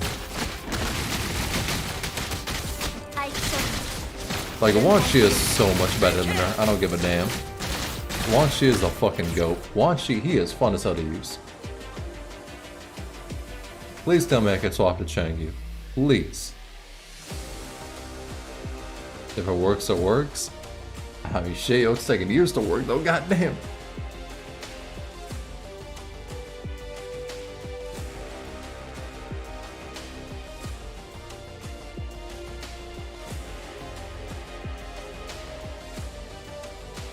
Oh my fucking, why are you counting on Sophia's support? No, what the fuck did that do? Hold up. Eh, well fuck it.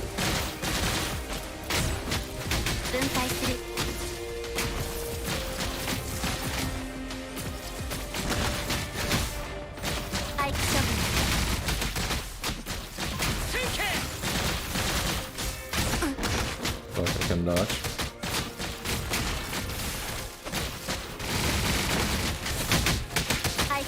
Please tell me I like never have to use her like ever again. Not even in this chapter, like period.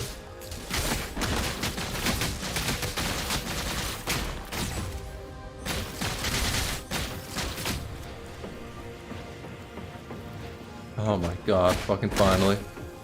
Thank you. Ooh. I don't give a damn if Sophia's alright. Merciful one yet? Oh yeah. I saw her earlier.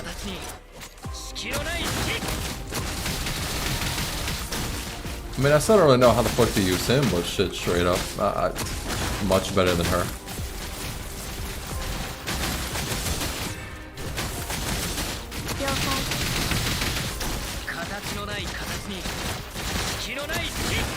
Did I pop it twice?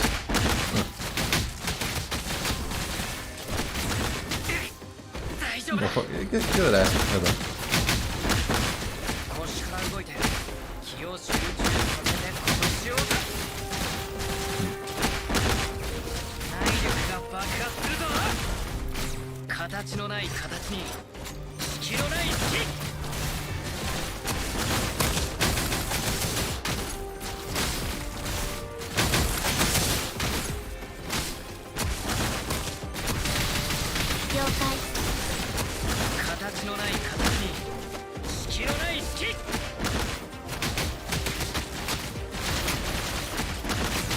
Attack it for 3 things? Alright.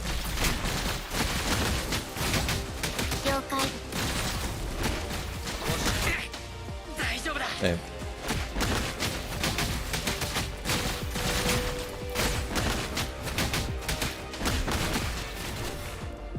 Alright, I panicked a little bit there, I won't deny. Oh yeah, that reminds me about the gear fuckers. Yeah, I completely forgot about them. Yeah, we'll probably get more info on them later.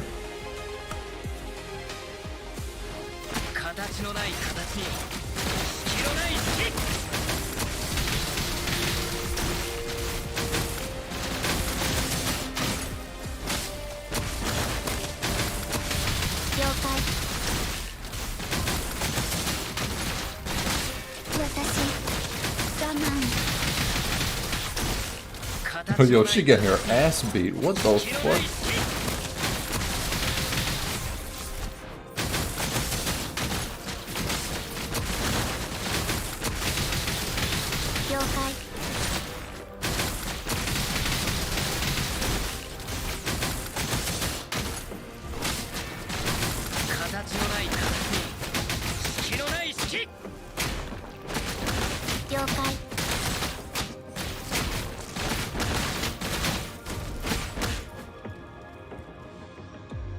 I just want to use Alpha.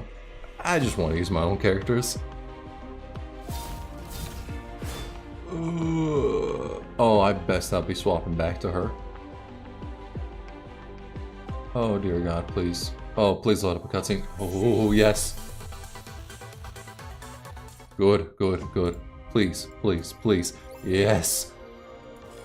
Fucking finally. Somebody who's better. Somebody who I actually like using.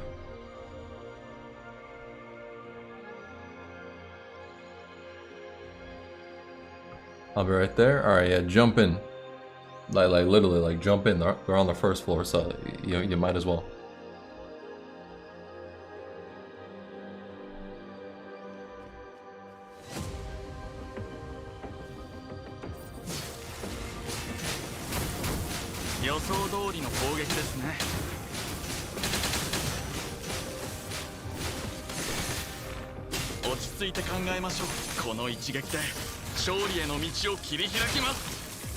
That shit was over. I won't even cap.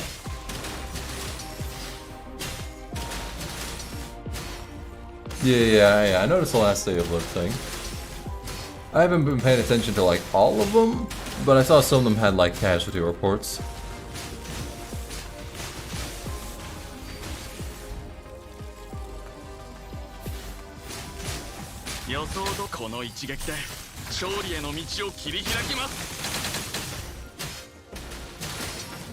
Oh, this is so much better. I don't give a damn.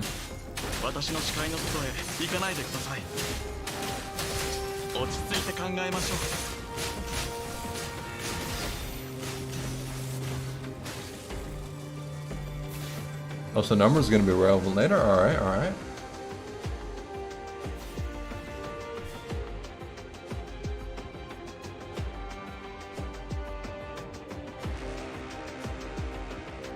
Damn. I don't give a fuck if she dies. Her gameplay's that ass. And a year in hell or a year playing nothing but Actilic units? Hell. Easy. Easy. I don't give a fuck. Actilic units can't do that shit, dog. That ass. Them motherfuckers could only wish they could.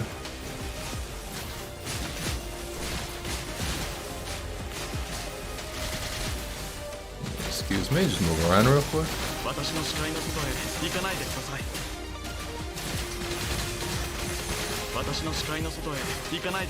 Okay, yeah, if no one counts as Actilic, then it's different scope right then.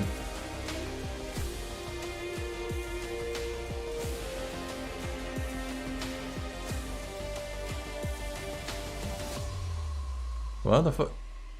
Is she locked in a cage? Bro, what the fuck? Why is she there? Well, I suppose she's probably putting Shangyu there.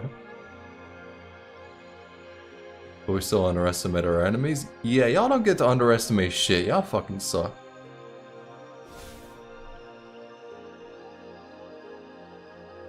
Well. I've never seen that shit from an Actilic unit.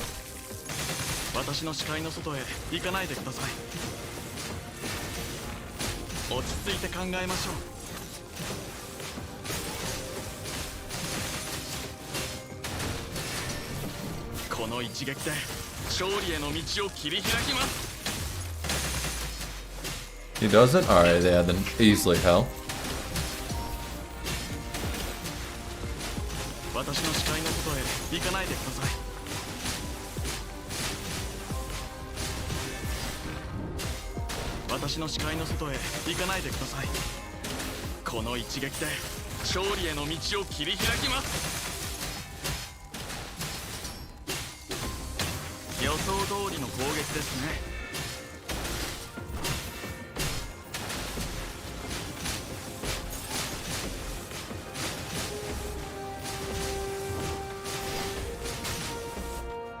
tackle.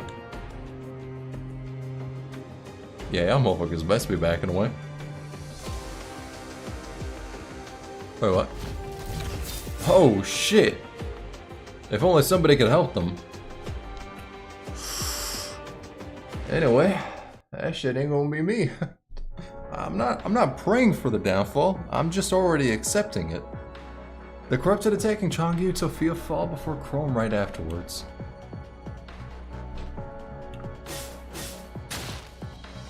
Like waves crashing against a shore, the enemies are seemingly never-ending. To stop them, a Chrome has to be a dam.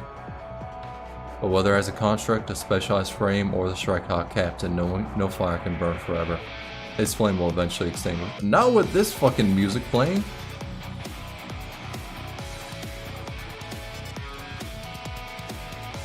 Oh, he about to power up. Holy shit.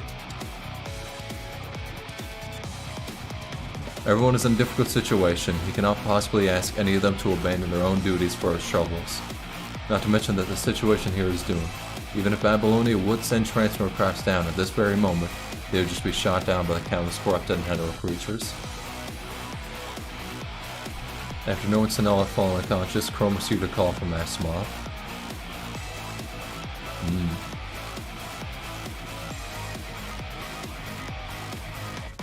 Yeah, that shit is fucking banger. This music is goddamn.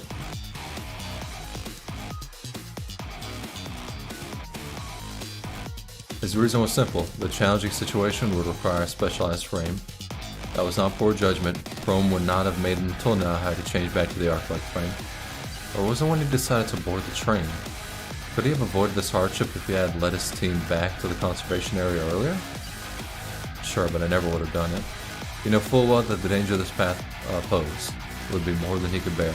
Still, all he has done is come up with more contingencies instead of returning to the safety of the conservation area. That was a tough fight. If you were not there, there would be even fewer survivors.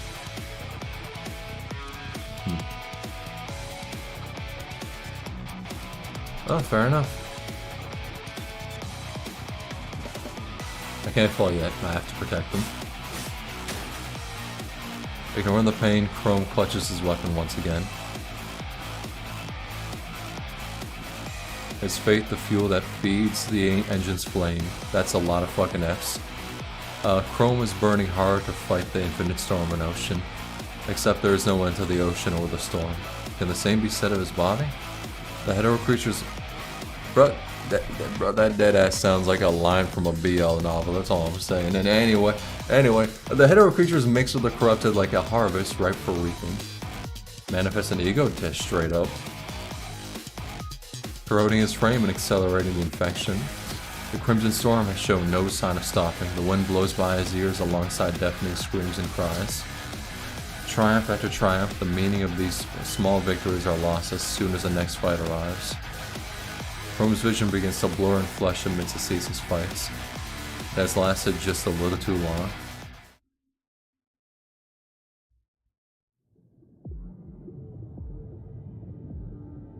Huh. Before him is just pure whiteness. Is it over? No, it probably is not. But Chrome has already reached his limit and he can move no more. Just a small break before getting back to it again. I can't fall yet, there has to be a way. With that, Chrome slowly closes his eyes inside the white light.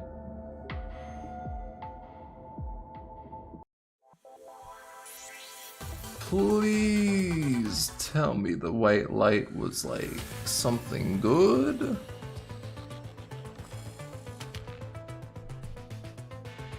Allow me to peek OST and it's over. While Chrome is going for backup. Roger, heading to Changyu and Sophia. I'll leave the area behind the church to you guys.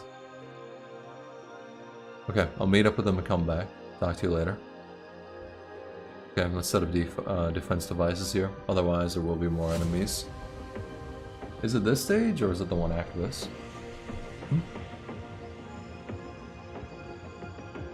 Are you following the right order? Nodes are numbered? Yeah. I mean, I chose the only node available.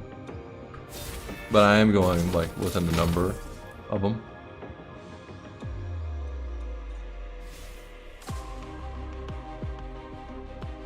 There's a really depressing fight coming up. Yay!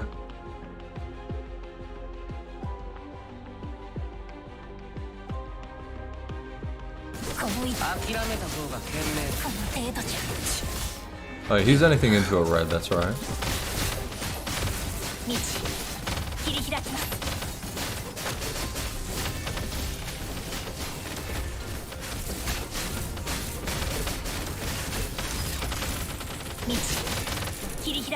Hold up, that shit is lagging a lot. What the fuck? God damn.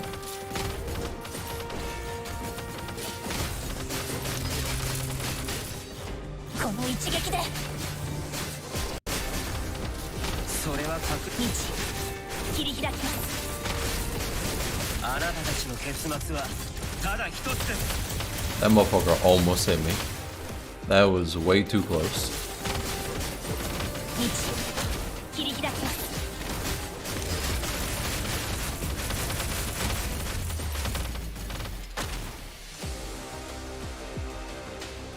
Alright.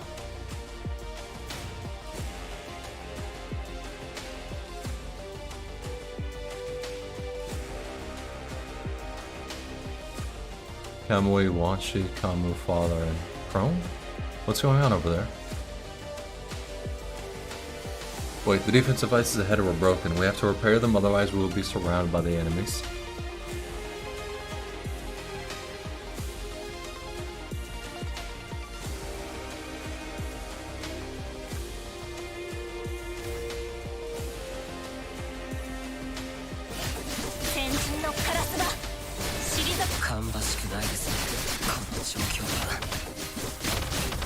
Hey yo, Lee, you're about to die. Don't get like, don't get too comfortable. Like goddamn.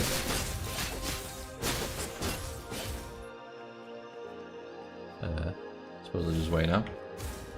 Yeah, basically, honestly, I just noticed like how much I was getting. Honestly, you motherfucker, just range straight past.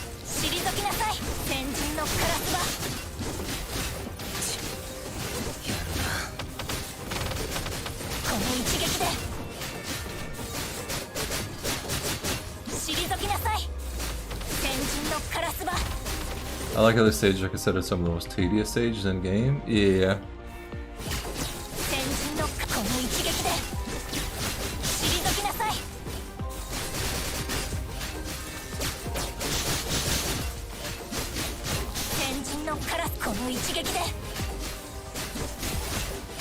You motherfucker. Yeah, Lucia, why are you attacking that? You bitch ass. Ooh, I swear to God, get that ass together. Oh.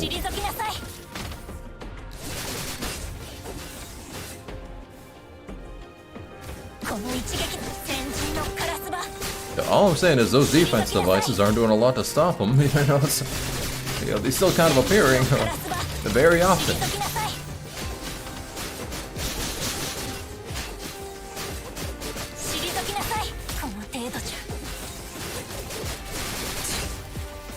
Oh, there's a leftover.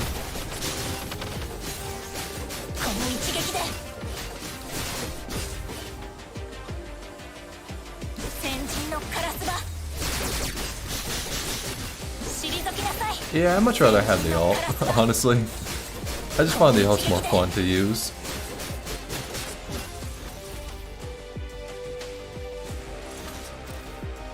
I mean, they are pretty slow.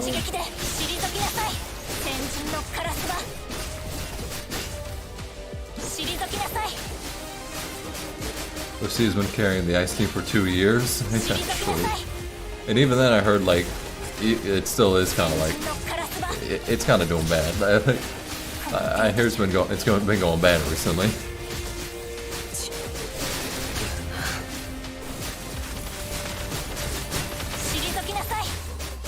But actually, like when I saw fucking, what do you call it? When I saw Wanshi's new frame, or not Wanshi, shit, Wakamo's new frame. No wait, no, Wakamo's the one from Blue Archive. I'm focused on the battle, goddammit, I don't want to die. But when I saw the new frame, Watanabe. When I saw Watanabe's new frame, I actually dead thought that shit was ice at first. Like, I'm gonna keep it 100 with you.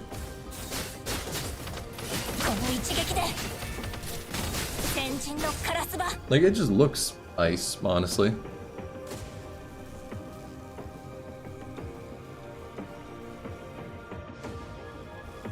It's just really pale fire, yeah. I know, it's unfortunate that Mechnotomy got power crept because even though like I only used her in trial stage and shit, dog, she was fun as hell to use. Like straight up. His art had fire since tease? Oh, I didn't even see that shit. Since it's like, you know, it's like I'm not that into the sort of news circle of Punishing Grey Raven. All I saw was just a video showcasing him first. I didn't know like any teaser shit for him or any of that. It just got recommended to me on YouTube. Hold on to the last until the last minute. Hetero Barrage, you know, one survivor. One. Singular. Damn. There it is. Oh. Great. Who? Oh, it's Lee's back art? That just feels weird. If we can't defend this place, we'll be exposed to their attacks unprotected. I'll leave the rest to you. Got it. We're all going to survive this. I don't think we're all going to survive this. I think one is going to survive this. Now they are trapped inside this church, a sanctum that should be protected by the gods, and all they could hear is the sound of the hetero creatures surrounding them. Yawning just plays in the distance, true. She knows her companions are nearby, but she cannot move an inch from all the corrupted and hetero creatures blocking her way. She tries to call for a companion, but the transmissions only return disjointed words and white noise. Perhaps it is true that some prayers do not get answered in this world. In a brief moment of a trance, Lucia recalls the place where she's sent her down the path of becoming a construct. Children cluster together, cold and hungry, lying and hurting each other for their survival.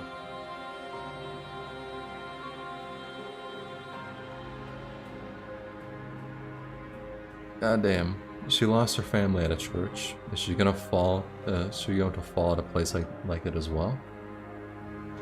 This isn't the end. Supporting herself with her katana, Lucia struggles as she moves forward. Her will is still defiant, but her frame can no longer support the fight that has lasted over 10 days. It is time to face the truth. Perhaps this is the end of the line. Should the Afar live back no matter what? More people would have been lost if they had not stayed. That is not something she or anyone from Grey Raven would want to see. Captain Chrome has not complained about the harsh battles once in the last 10 days. He never regrets his choices because of what he is going through. How would Captain Vera from Cerberus act? Vera would look reluctant, but the truth is she would not stop fighting, Lucia thinks. Yeah, she wouldn't. Vera was casually talking about her previous rescue missions on the transport craft back from Atlantis with the Commandant. Once Vera found herself at a place where search and rescue equipment was not operable, but a sheepdog by her side helped her find the target. It was because of that story that Lucia and Liv managed to find the pregnant Fantine at the ruins with the help of matches. As Lucia fights the endless horde of hetero creatures, fragments of her memories flash by her mind like a merry-go-round.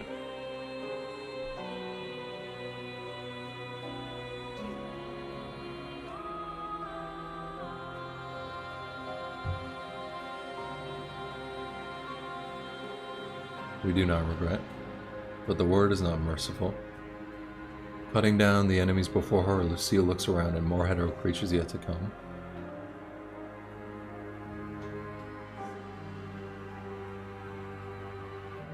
Damn. I won't stop even if I only have 10 minutes left.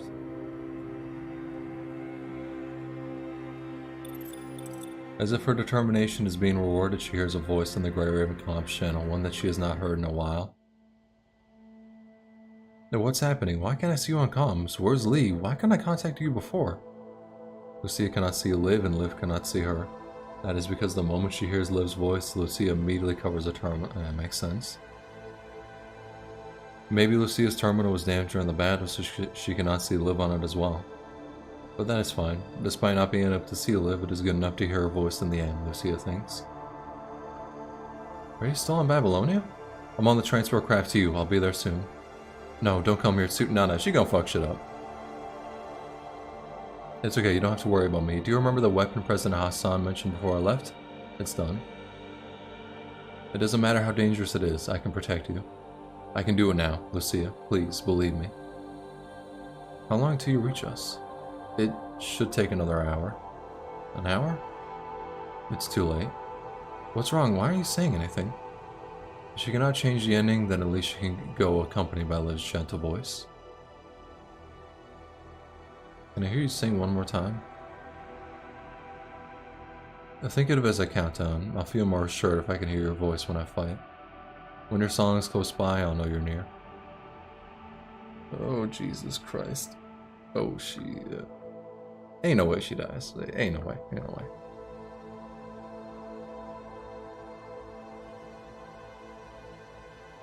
I'm sorry. It's untoward to ask you to sing mid-flight. It's the only thing I can do before I reach you. Let me stand by you this way. But you have to promise me that you keep yourself safe and never give up. Hold on until I get there. I will be able to help. You've always been able to help Liv. In order to keep Liv from being more worried, Lucia tries her best to chuckle. Then I'll be waiting for you here. Oh god, they're gonna make me play it.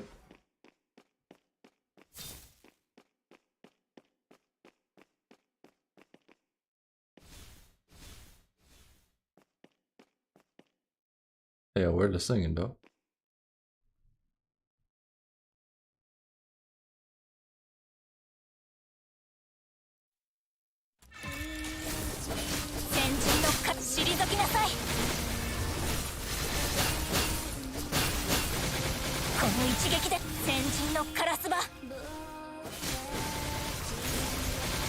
Oh, this is gonna be really sad.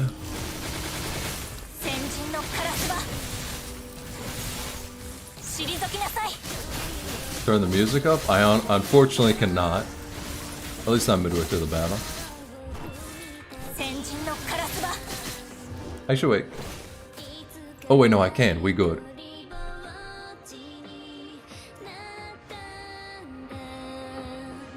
I got y'all. Don't worry. Okay, wait, I don't know. We ain't needed that loud. We ain't needed that loud.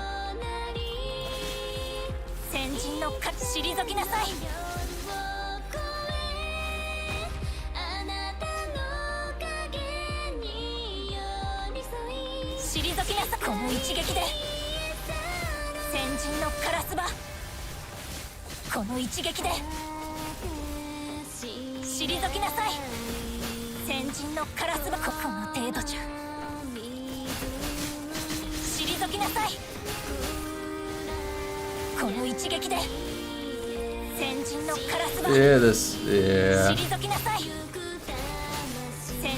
I see what people mean about Sisyphean struggle, yeah.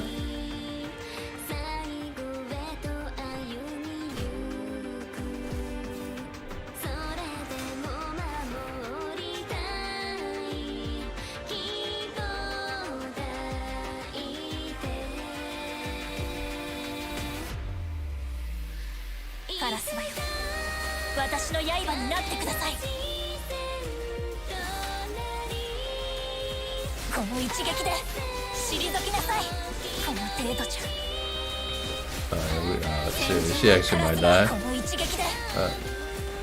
Oh yeah, she very well may die.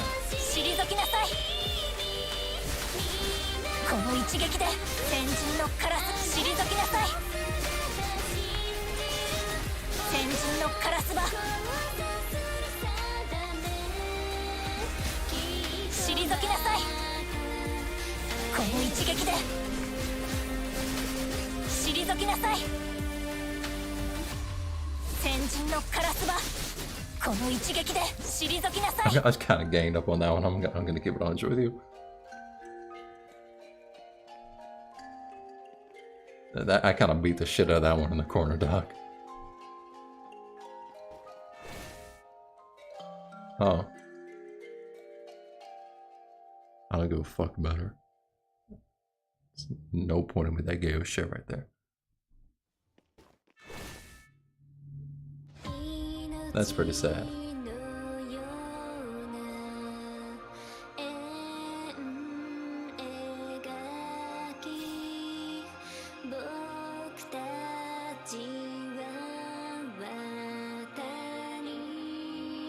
Yeah, Jesus fucking Christ.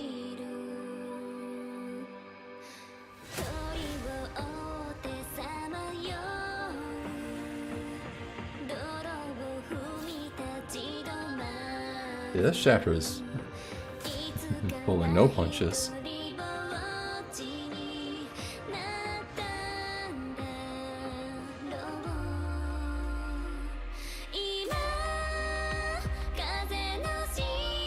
Well, what you see on screen is our actual deadlines.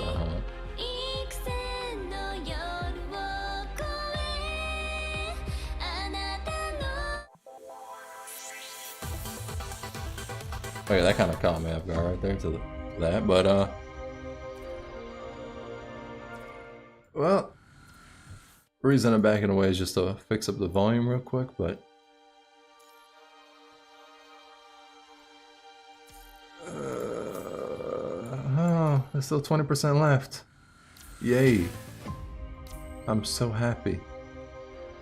Beyond overjoyed. The last 9 hours of Live. I can't wait. I can't. Yeah, it's wonderful.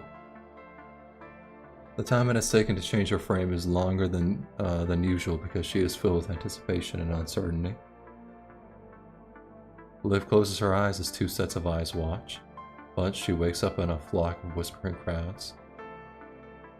I've seen very Chinese dress skin teased by CN. I have not, and I need to see that shit later. That will help with the depression a lot.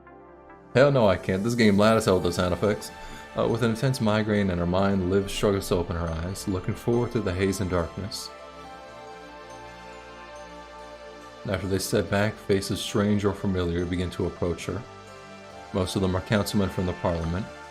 Apart from the administrators of Star of Life and Bianca, Liv can only just recognize which departments the others belong to from the badges they are wearing. Oh fuck, here it comes. I do not like hearing that. Merciful 1W soon? Okay, I like hearing that. They are ecstatic, intrigued, ruminative, all kinds of emotions center on Liv, filtered through their gazes. They are brimming with passion as if staring at a valuable piece of art, but there is a coldness as they do not seem to see Liv amidst all their mechanical parts.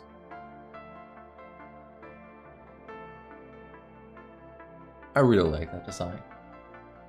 Like the eyes, I really like that design. Also, isn't she like an ascendant? How are you here?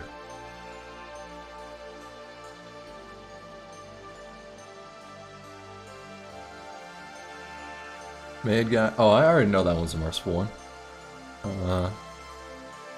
Isn't she an ascendant? I don't know, but damn.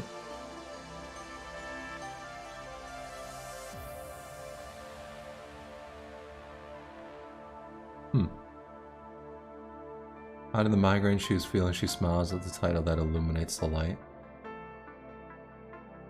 By the time the crowd is gone, Asimov's laboratory reveals its dark to its dark and cold self. Or reverts to its dark cold self. Lit by the dim light from the monitors, Liv sees her professor shaking her head, sighing. Liv is not sure what she has done wrong. She's about to ask, only to find the professor shedding a tear. We're going to perform one last adaptation. It will take approximately 2 hours. Oh no, I missed way too much? Don't worry, you good. Go ahead and say goodbye to your commander while we're still getting ready.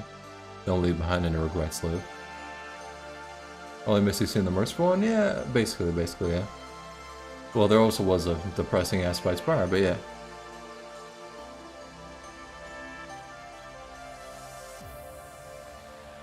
But her design is fucking peak, like straight up.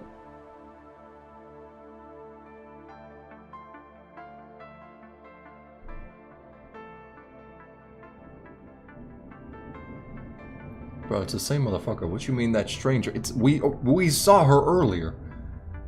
Well, actually, I forgot she was on the boat. I completely forgot about that. I hope you will not regret this decision. Everyone was invited to an event on the night of that day. After they boarded, Liv ran into a woman who said she wanted to chat. She talked to Liv about a possibility, asking how Liv would choose. After that, following the performance by the mechanoid puppets, Yazi mentioned Huashu and Villiers, who merged there. Was that freedom? They made their choice, answered the commandant back then. Even if it means you have to end up like this? I also really like that design of the frame. So the merciful one here kind of dressed, are treated like it exists, but not physically so far? Oh, what you mean?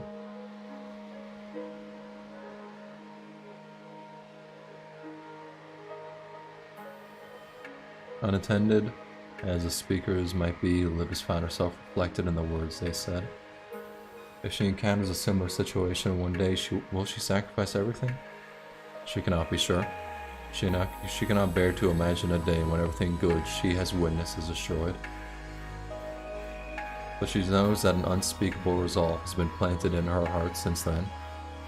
It has been growing uninhibitedly from the tragedies and calamities of the past days, like vines covering the fences and climbing over the walls. This is my choice. Liv has let go of her attachment after witnessing the countless deaths and goodbyes. She's willing to become a disposable pawn on this chessboard of tragedies to fight for the lives who are still struggling forward. Children without homes will always seek a place to settle. People who have not experienced love will spend their lives looking for substitutes. Liv has found a home in Grey Raven, and she has gained warmth there, but she has not treated it as her destination. Just like how Lucia picks up her blade so that no one else has to suffer her pain, Liv has been fighting to this day so that everyone will have a home to return to. An impulse imprinted in her mind, it forces her to step on the front line. And eventually, it will witness her fall. There's no need to hesitate anymore. She just has to keep moving forward, giving all she has to offer until the moment she no longer can stand. Over and over, Liv confirms to herself her decision and the pain for the 3-hour combat. Plan for the 3-hour combat. Once she reaches the surface, her life is on a 3-hour timer. Every second counts. Damn. She makes sure, once again, that her resolve has not wavered. Her feelings have been forged into the strongest armor, building an unbreakable line in her heart. In that case, where does that hint of unease come from? Yeah, she is. Do I still have regrets? Looking at the pale and gaunt commandant on the hospital bed, Liv remains silent amidst the beeping noise of the vital signs monitor for a long while. Finally, she lifts her hand and gently places it on the commandant's chest. Both fingers of her new frame rising and falling rhythmatically along with it. She remembers that spot. Even with it covered by the blanket and layers of bandages, Liv remembers it clearly. That is where Tsunul was fatally wounded the first time. Liv was right by the commandant that day, but she could not stop it from happening. She moves her fingers, seeking until they reach to the other side of the chest. Liv also remembers that spot, a scar left behind when a loose rock hit the commandant in City 075. She wanted to follow the commandant that day, but she was stopped.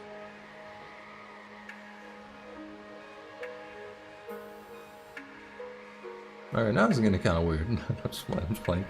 If Tsunul wanted all these scars, could have been removed with the advancement of technology. Kind of groping him a bit too much, but anyway.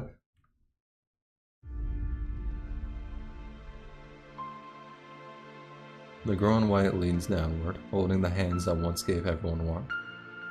But I remember, Commandant. Whether the marks are there or not, I remember. I remember every scar, I remember your pain, I remember your every thought, struggle, and moment of weakness. The shape of your silhouette, the warmth of your hands, your dreams, our dreams. All your sufferings in exchange for a step toward the future. Now I'll walk on the same path for countless people like you who are suffering in this apocalypse. I have a chance to make a change. I'll finally stop feeling powerless. I've done it. Please, be happy for me, Commandant. An unmistakable hint of pain still lingers in her. I don't know what I can offer to thank you for the days you stood with us. I've never been an exceptional person. It is luck that I've been able to stay here, protected by you and Grey Raven. Like sunlight in the attic, night breathes through the ruins, as voices as shadows. I have nothing but myself. What else is there to offer? There is just my memories, a view of them. When sunlight hugs the flowers, its ray carries their scent. When the night breeze passes a crowd, it learns to hum their song. When a shadow spends its days attached, it draws a shape of light. This is all I am, all I can leave behind.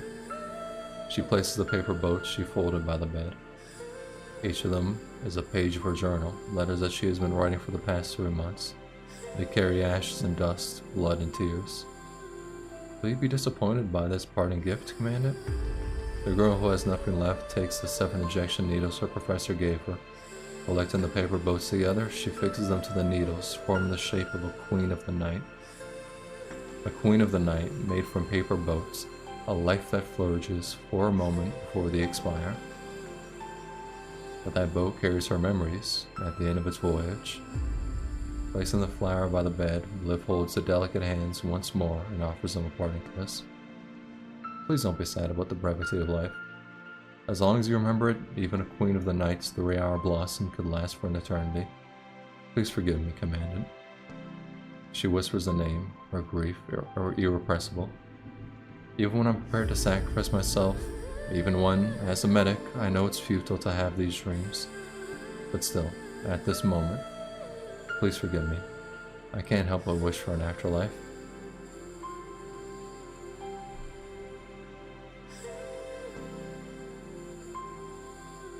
Jesus Christ. Her tears fall onto the unresponsive hands, soaking a corner of the bandages. I've been hoping for a day when Earth thrives again, when you can see flowers blooming in ruins and people laughing by their new homes, displaced no more. I love this world so much. I love all your smiles. Humans, constructs, machines, plants, animals, insects, bacteria, their existence is so beautiful. It's because of the tiny sparks of lives coming together that the eternal nights will end. But our homes and our future have been taken by the punishing virus. Someone must take the first step to find a way to eliminate them. And even if that step costs me my life and our reunion, it's a price I'm willing to pay. Only when the punishing virus is gone can humans like you, Commandant, live on. So, this is my choice. I'm leaving even when there will be regrets. That's okay, as long as you and everyone can live in this world safe and sound. That will be the proof that I have fought until my very last moment as one of the Grey Ravens.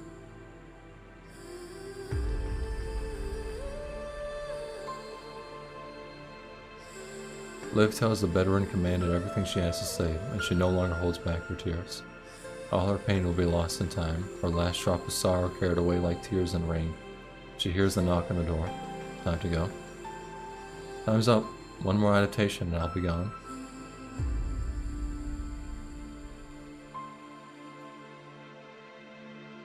It is my honor to learn from you all. I'm sorry, but it's time for me to leave, Grey Raven. Thank you, Commandant. I'll take my leave now.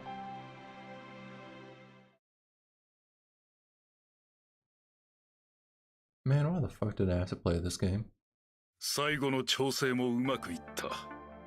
ご苦労だったな、リーフ。That's a beautiful voice. This shit is so depressing though. 皆様の期待に応えるため、当然のことをしただけです。こんな重荷をあなた一人に背負わせた。これは私たち全員の責任よ。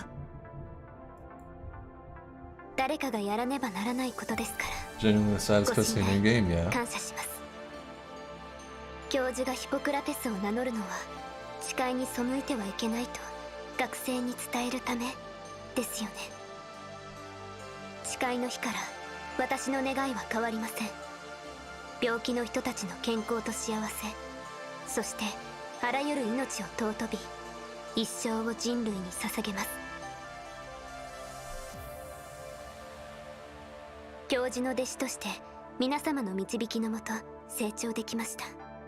とても光栄です。私は絶対にヒポクラテスの誓いを忘れません。これが私の願いですから。もう私からあなたに教えることはないよね。リーフ、卒業よ。はい。 Yeah, the punches just keep on coming. Like, 次の降下目標地点はグレイレイブン隊とクロムがいる教会の廃墟だ。座標から見て人型生命体もその付近にいるだろう。 oh, fucking wonderful. We could end the cutscene now. The shit's already sad enough. We don't need it to continue. みんなは無事ですか？通信がつながった。 They're getting 輸 fucked 送 up right 中に now. 彼らと連絡を取るといい。わかりました。リーフ、人類の希望と命、君に預けたぞ。 The hope of humanity has 3 hours left to live the second they get down there. はい。絶対にご期待に応えてみせます。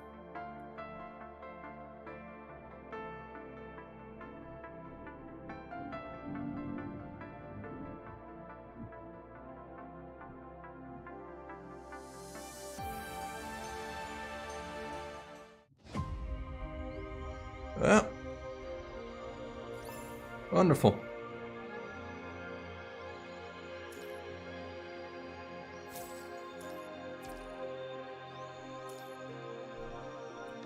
I mean, I like the gameplay of Live Imperia, so like, or Luminette, whichever one it is. Pretty sure Imperia. So at the very least, I'm happy about that.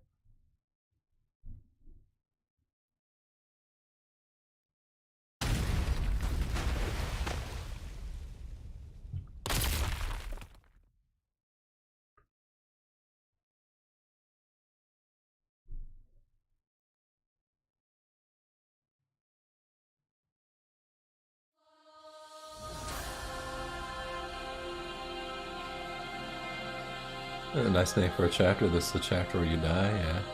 The frame, white in color, stainless and divine, stretches its wings, defying gravity and hovering by the top of the church's clock tower. That shit is fire, though. This is her last flight. She will become the vessel of science and hope, the change to eradicate the gravely imprinted shadow of the punishing virus. Stepping on the staircase of light, she declares war on the endless night. Oh, we gonna fuck them up. Oh, we gonna fucking eviscerate them.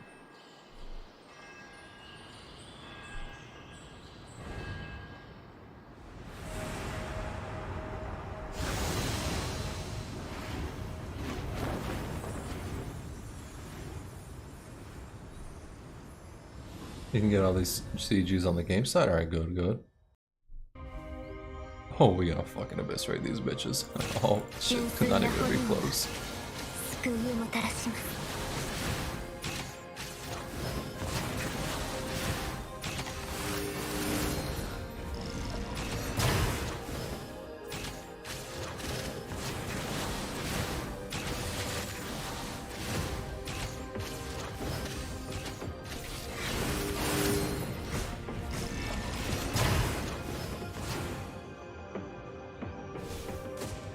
You play as a little angel? Yeah, basically. Although I don't think she'll have her ult now.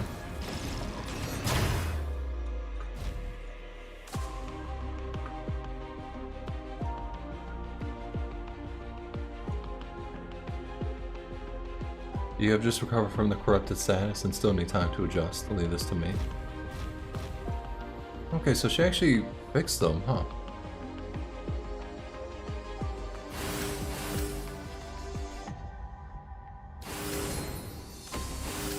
Oh, Jesus fucking Christ. Yeah, they'll be fine.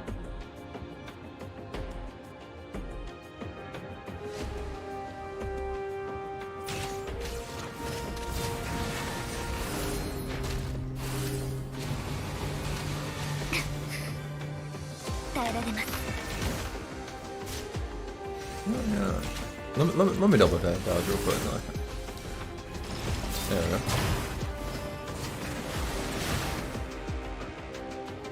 Oh, okay. They seem very weak. Good. Oh. Oh, that's not good.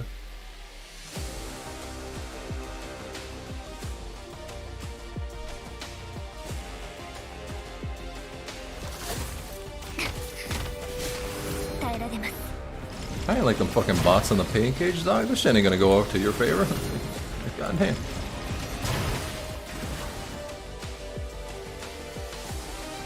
No matter how many lives the punishing virus has taken, which is a fucking lot, by the way. 苦難はここで燃やし尽くします。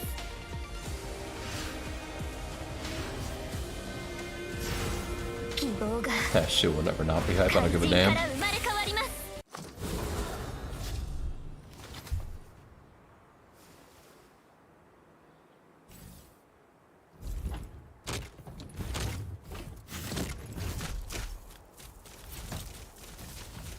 Yeah, straight up domain expand. Yeah, straight up. Like, goddamn. I wish I got her. Yeah, I don't know why the fuck they staying there. All y'all need is live. Like, what the f. The rest of y'all like cannon fodder, dog. I'ma just say it. As their ivory fire burns, the hetero creatures turn into red mist, sinking into the young girl's frame. The light underneath the dark clouds is extremely gentle, even when those eyes have stayed shut for so long they feel no pain when they greet the dawn. Without the corruption from the punishing virus, the infected mechanoids and constructs slowly regaining their senses.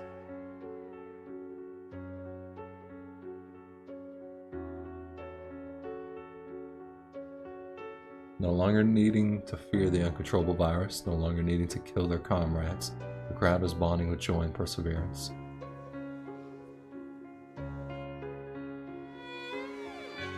You need to check the song sang by Lucy and the voice actor of the song? Okay. Together they form an impenetrable line of defense, buying time for Liv's advances. The girl who marches towards hell by herself is no longer alone.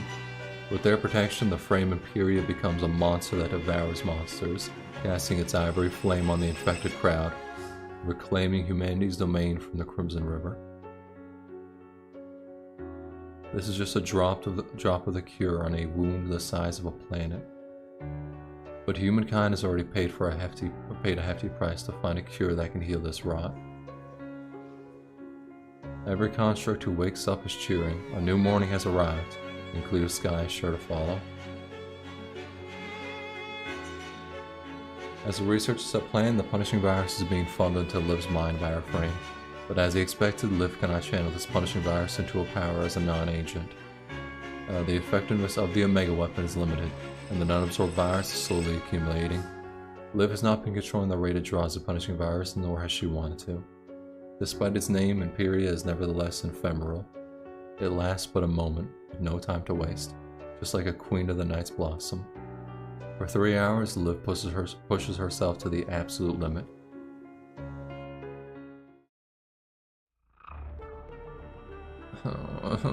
Bro, we were having a good moment. Why the fuck does this bitch have to appear?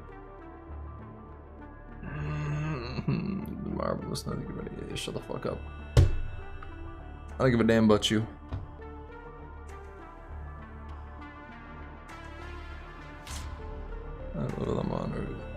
Damn, yeah, that art looked kind of nice though. What the fuck?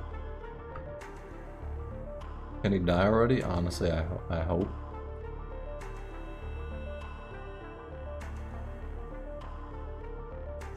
Have we finally gained a weapon that counters our misfortune? It appears so from the data we're receiving. After the punishing virus is cleared, the hetero creatures, all but vanished constructs who were infected, have regained a certain level of control, but we'll have to wait and see what happens next. The only ones who we couldn't save are the humans who were taken by the virus. That was a login screen? Alright, nice, nice. Human bodies are still too fragile. Don't forget that we still have our serums. That came a long way before the Omega weapon. Or it came a way before it. The Omega weapon is mitigating the infection rate. Her mind will break down before the infection takes her. Hold on, something's wrong. They all look at the records of the professor's reading, unclear on what she was referring to. It's probably just white noise, just random sounds made by the corrupted below. No, it's different. I have a theory. Memories of the corrupted and the dead? Exactly. From what we know, the Red Tide stores a huge quantity of memory data from the dead. This information is recording inside the punishing virus provided data for the red tide projections and the heterosapiens, allowing them to mimic the departed. Now that Liv is absorbing the punishing virus, all these memories are getting pulled inside her mind as well. Great.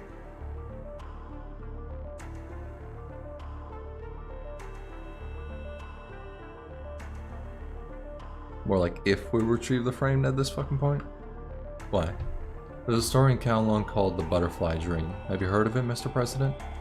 I don't know enough about Kowloon's culture. All I know is that it's about a dream where you believe you're a butterfly. Well, ain't that some shit? Am I dreaming I am a butterfly, or am I a butterfly dreaming I'm a man? Unlike the Ascendants, Liv cannot control these memories of the dead. Those data will be mixed with her own memory, corrupting her sense of self. She will consider these memories her own. How would you feel if you had to experience tens of thousands of lifetimes all at once? All those deaths.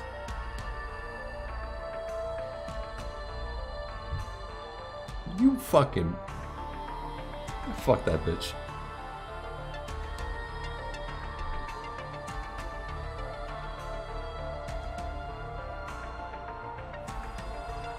We got what we wanted. Even if Libby destroys the twins now, the red tide will just grow new ones sooner or later. What we should do now is retrieve our assets and work on improvements. The only way to avoid repeating our failures is to develop more stable frames. True. Colin's is genuinely the most hateable character in the game. Yep. Reach into the computer and kill this motherfucker myself. True. True. It's too late. This is going to damage her mind substantially. Even if Liv survives this, she will spend the rest of her life not only with an intense migraine, but the shadows of all those memories and oh, fucking great. Yep, fucking great. Because that's necessary. But now, I should be glad that death will set you free.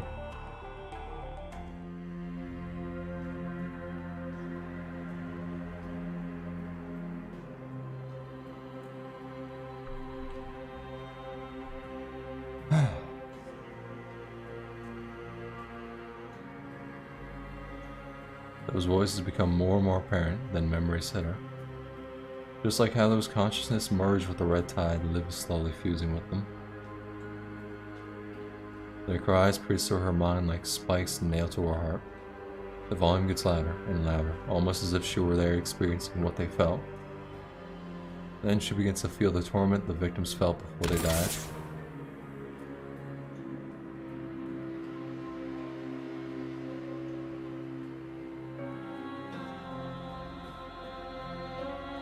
Everyone is dead. I am all alone. It is as the tip of a pen has slid open her eyelids, engraving all their parting words on her eyeballs. You said you were going to protect her. You killed her. What else could I do? She was infected.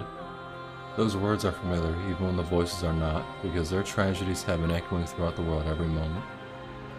Why is she experiencing their deaths so intimately? Is it because the frame possesses the power of an agent, but she cannot control it? Or is it because she has wished to bear the suffering of others? Even when the answer is unclear, Liv does not stop. In the brief moment when the present crosses past with the past, the girl holds the dead in her arms. There's a deafening explosion before seeing her frame shatter into pieces.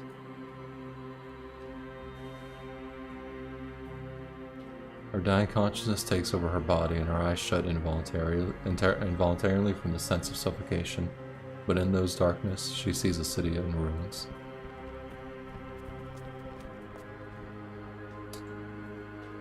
Great. The exit that would have led to her freedom is guarded by fully armed researchers. Great.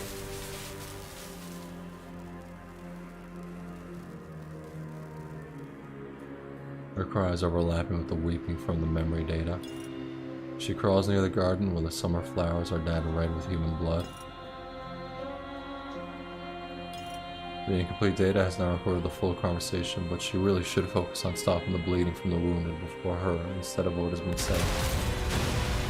Hoping to grab the bandages, she unintentionally swings the chainsaw in her hand.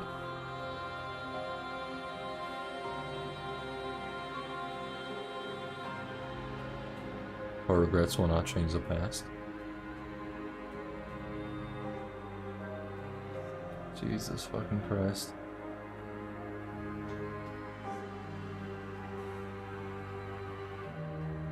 There's one main lesson we should learn from the chapter. Let Kuro cook, don't keep them in the kitchen.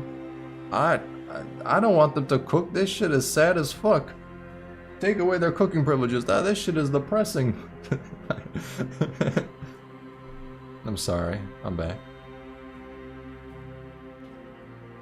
Lies next to the remains of her family in tears, letting the punishing virus take over her. Liv's sense of self is shredded to tatters, blended with the many memories of the dead. That arc was kind of hard though, straight up. She is a broken skull buried by an avalanche. She is the corrupted who sank into the ocean depths. She is the intricate parts forged in a factory. She is the metal shell in a hail of bullets. She is the loyal guardian of a farm. She is the reaper of the hungry men who came for food.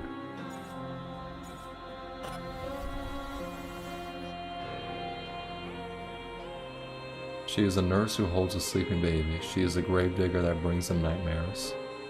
She is the one who destroyed the corrupted that attacked her companion. She is the companion who killed the infected her.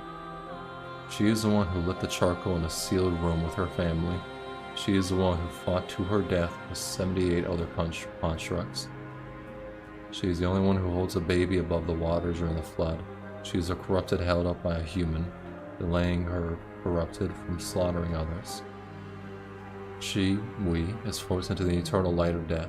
Inside her bright, burning frame, she, we, might seek a different language. And we might have a different body, but we cry with the same fury.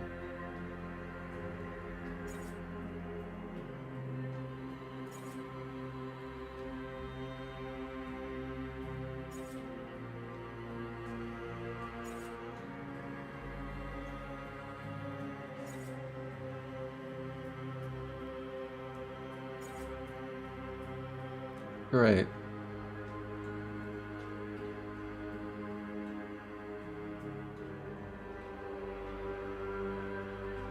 Remember the stage names? Oh, Christ. All those emotions and deaths converge in our body, turning into an elegy composed of lives. This is our choice. If it's possible to protect that small spark from the darkness, she, we, is willing to give everything for the world that brought us to life. What the fuck did Liv do to deserve this? Fucking nothing. She did nothing to deserve that. Any of this.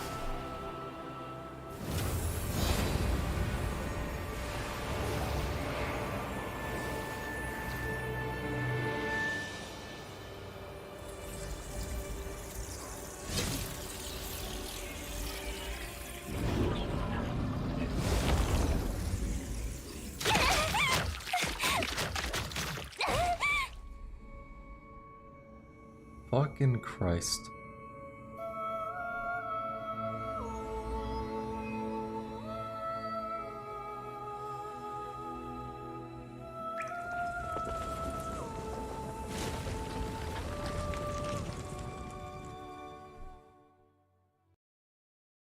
I fucking hate this game.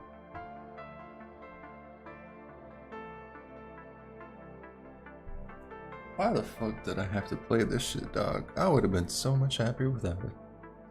It feels like an endless dream that is drowned in tears, trapped in a cell of vines and thorns. You have no idea how long you have lingered there. Suddenly, you feel your right hand burning, and you look to find the scorching trail of tears on the back of your hand.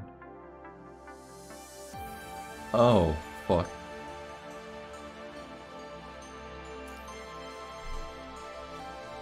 The person who was currently dying.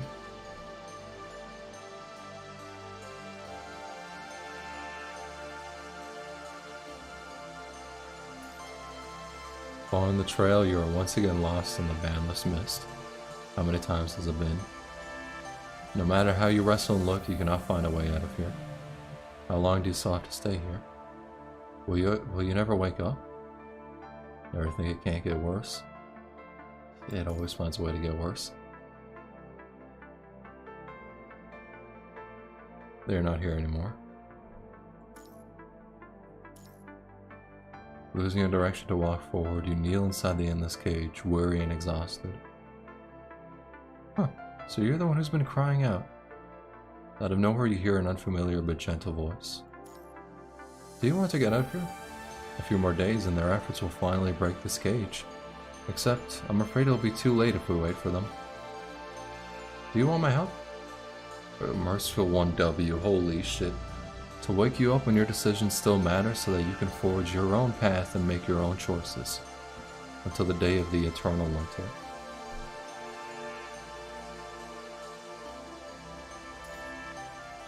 In that case, Tsunul, I wish you a journey with no regrets.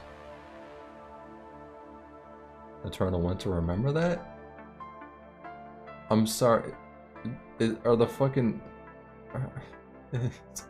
Is the fucking winter from Game of Thrones coming in? Like how fucked up are we getting?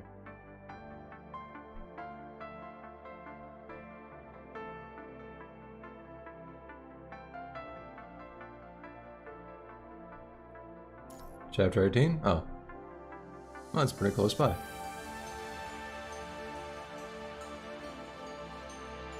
You struggle to shut off the alarm on the nightstand, trying to get up only to find your body incredibly heavy, where every single action requires a tremendous amount of strength. You look up at the clock projection and you discover that it has been almost 3 months since the last mission to the Pula Forest Park ruins. Great. With different difficulties, you try to adjust to your bedridden body and stand up, moving out of this room one step at a time. You're almost at the door when a young doctor suddenly pushes the door open and enters. Finally up, Sleeping Beauty? Motherfucker, this is not the time for it. Here's what you're gonna do. You're gonna get us on motherfucking transfer craft, you're gonna point us towards the direction of Earth, and you are going to engage thrusters, nitro, anything.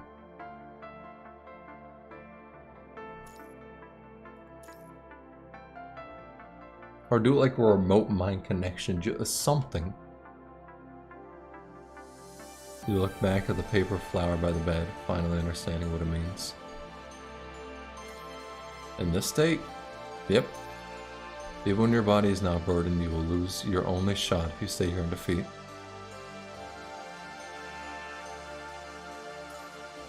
According to Professor, Lucia, Lee, and Chrome are all back on their feet and able to communicate and connect with you remotely.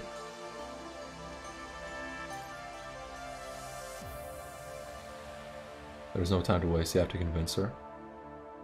Yo, fuck convincing her, pull out the gun and make her shit, yo, fuck. Well, that doesn't mean it's hopeless. The only way to find out is if we try. She suddenly smacks you on her shoulder and your back, almost causing you to fall.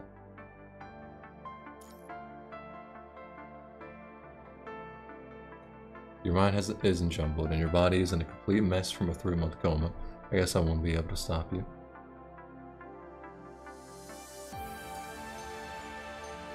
As for your plan, I'll need to find someone else to see if it's feasible.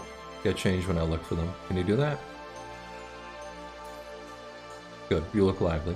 Woke up a bit later than I like, but for someone who suffered a head injury and stayed bedridden for 3 months, you're looking just fine. How should I phrase it?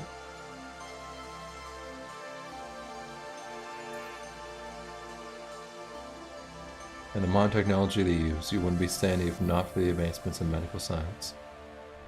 I don't give a fuck. Just let us make it so Liv doesn't die.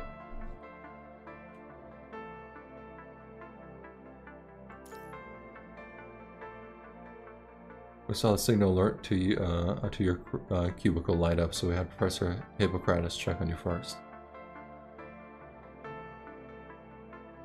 You look good, all things considered.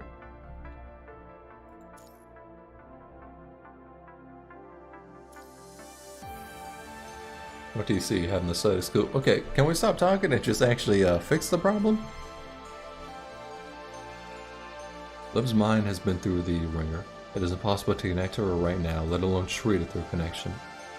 If you were to attempt it, you'd have to first connect remotely with another Graven member, using them as a medium to force your way inside Liv's mind, one they are in close proximity. You can only have a chance to connect with Liv by keeping a piece of her mind shard safe and stopping the data and the punishing virus from conglomerating.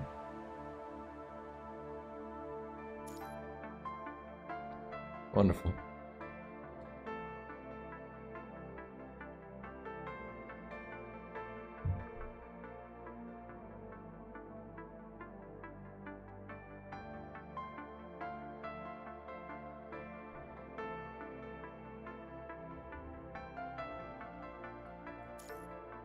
I plan to send in a huge fleet of transport crafts to bring the recovered contracts back. Of course, I'll send people to guard your way to Liv.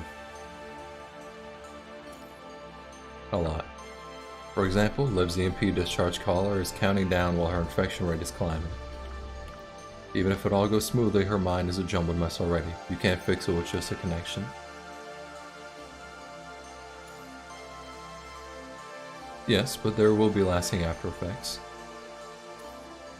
Look, I'm glad the patient I've been looking after has woken up, but please consider again whether or not to save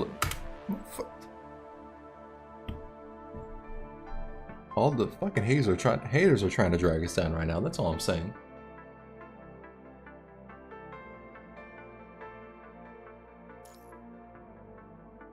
I'm inclined to keep Babyloni's elites alive. I hope you'll consider your decision. This is an extremely dangerous battle with a very low chance of success. Failure could spell your doom. You will be risking your life for a chance, just a chance, to save her.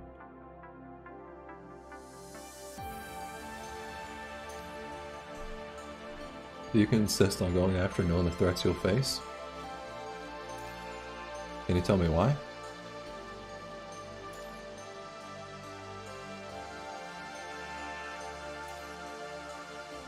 I mean, she will be in constant pain if she survives, yeah.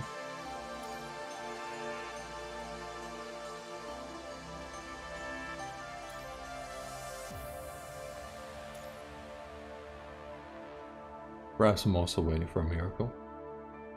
Oh, she looks... She about to murder a motherfucker.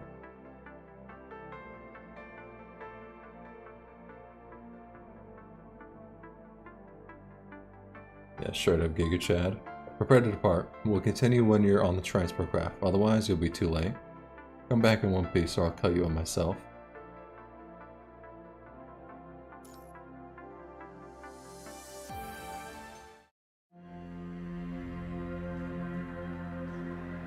I mean, that art still goes hard as hell. Depressing, but goddamn. Traversing through the countless deaths, the girl finds her body and mind broken beyond recognition.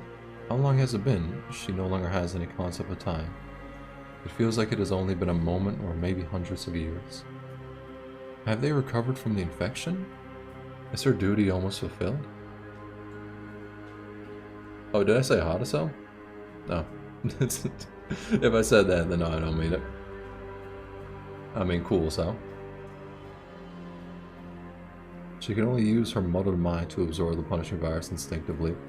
Do not say I mean, homie, she's impaled like 8 times over.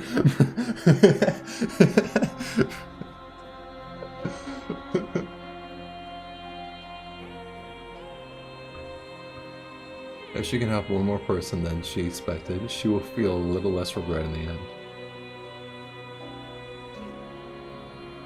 With that thought in mind, she walks to the finish line one step at a time. Difficult as it may be, it's time to go. In the dark void, a voice drowns out all of the mournful wails. Who is that? Lucia.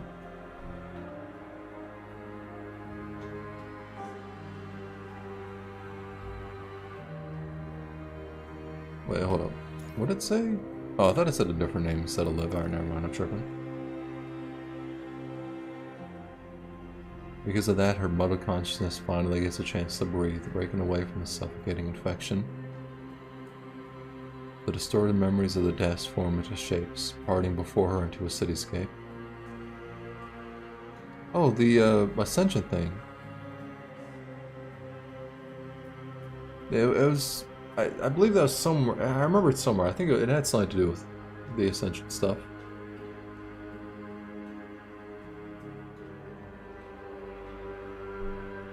Yeah.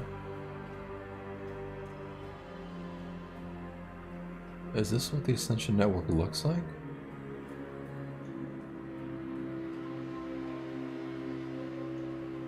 Is it like a building? Like what the fuck is...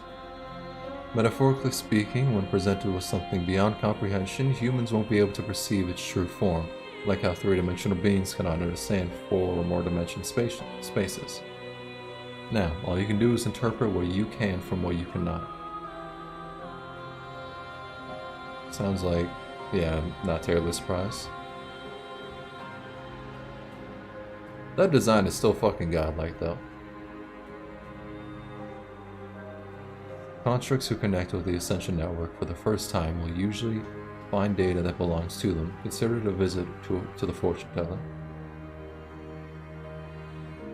If, because you, I, she, desire, want answers to no secrets.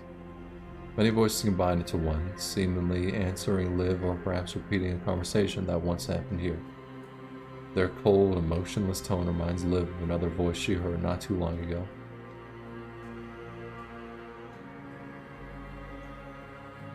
This time, she does not hear any replies. Unable to find the answer to her question nor the source of the wails, Liv, however, feels incredibly serene. As if time has stood still, Liv no longer feels any pain as long as she stays here. It's like death. How about she just stay here? I think I fulfilled my duty. Then stay here. When she closes her eyes again, she hears the heart rate trending cry once more. Okay. Having experienced tens of thousands of deaths, the girl is completely broken. Even so, she cannot let the heartbreaking voice go. She considers, and capable of choosing from unknowns. The dark void seems to respond to her doubts and splits into two paths that lead somewhere in the distance. A road leads ahead with a sign that says future appearing out of nowhere. Another road leads back, marked by a sign that says past. Is this where I make my choice, or are you letting me see the outcome calculated by your algorithm? If this is an algorithm, then you're really similar to Gestalt. Maybe the form of Gestalt is the only way I can interpret you. In a brief moment of pause, Liv hears once again the strange but familiar voice echoing through the past, or through the space. I hope you would not regret this decision. Jesus fucking Christ. Alright, so yeah, 1725 first. This shit just keeps on getting worse. The death.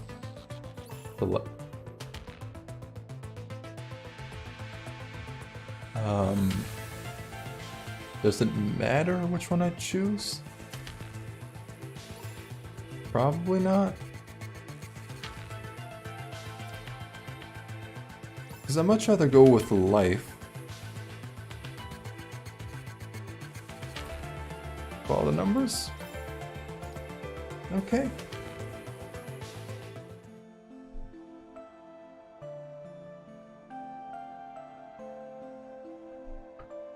Liv's name is marked alongside many others within the code on the war memorial, allowing the visitors to learn about their stories. The lives behind those names, both humans and constructs, have used their bodies to mend the rifts caused by the war, paving a road for humanity's future. The brightest day will eventually dusk, the river of time flowing toward a new night. History of the world then goes back and forth between light and darkness. It had been this way, and it will be this way. Underneath the bright artificial moonlight, all but three remain before the monument. They stare at the familiar name in silence, sharing neither tears nor words. If the human among them had not passed out before dawn due to having just recovered, they would have stayed there until noon and beyond. Heartbroken as they are, they will still visit tomorrow, even when their battles leave them no time to grieve. The girl will lie in the eternal winter with countless others dreaming about what could be, what once was. Oops. There ends her journey. From then it will be someone else's story. Becoming a name on the memorial, building a future with her past.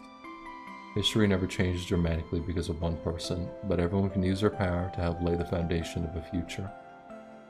If the future is filled with difficulties, perhaps it is easiest for her to depart at her most glorious moment, no longer having to suffer any pain.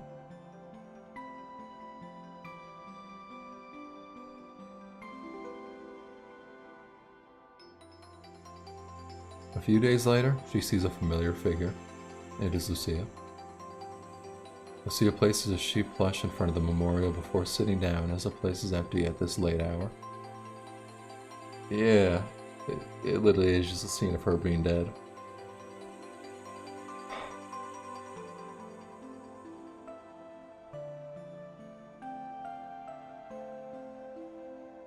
Liv, this is the second time I lost a teammate unprepared. I'm sorry, but the day you left, I was so angry. Not at you, I was just angry at myself, and those who withheld the truth. I could tell that it was part of Project Winter, but I only heard the truth about it when I brought you back here. But what happened to you, I don't know a better way. Amanda woke up a few days after you were gone. If you waited a little bit longer before coming for us, would you have lived? If you had done that, would we lose Lee, Chrome, Shangyu, and Sophia? That's a sacrifice I'm willing to make. Not Lucia. But the actor-like ones, willing to make that sacrifice easily. I was the last one who could still move because you were guarding the way to me, and in the end, helped us destroy the twins. I've been thinking these past few days, if I could go back in time, what could I have done to protect you? But I can't think of anything that would save you. Not unless I trade your life with others. But you wouldn't have wanted to see that. Liv, do you know that Lee... Wait, what?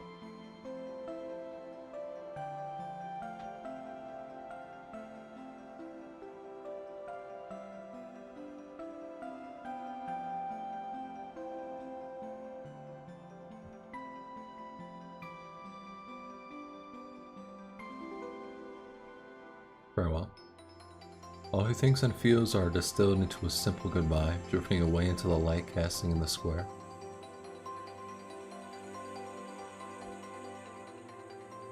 Has he disappeared, or is this path too far removed from what Liv can anticipate?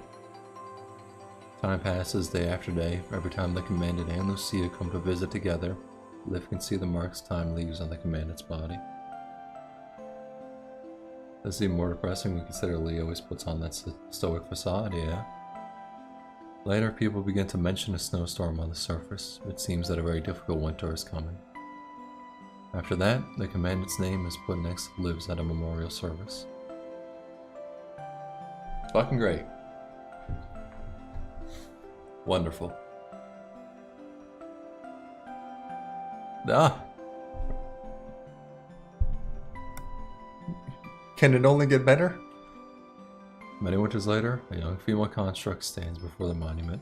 Someone Liv does not recognize. Do you remember me? Oh, shit. All I'm saying though is Lee did not die. My boys got it. That was why they risked their lives delivering me to you.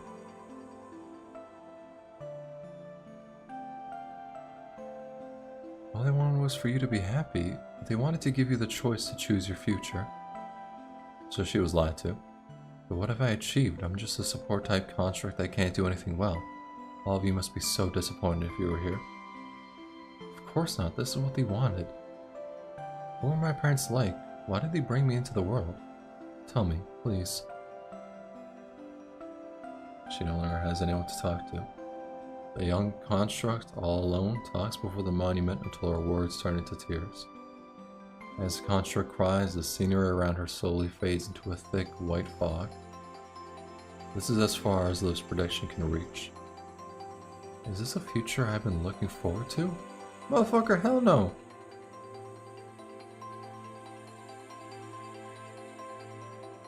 But I find it colorless and cold. A more painful way then? If you have your answer. I hope you will not regret this decision. Fucking immediately. I don't give a damn. We did it. The last target is eliminated. Please wake up, Liv. Why did you do something so dangerous? Let her rest. After this, there is nothing left to fight. Cruel? Who's cruel here? There's nothing left in this world for her, is there? How much longer do you want her to suffer the mind migraines and the death migraines? Perhaps you should be glad that even constructs can welcome death.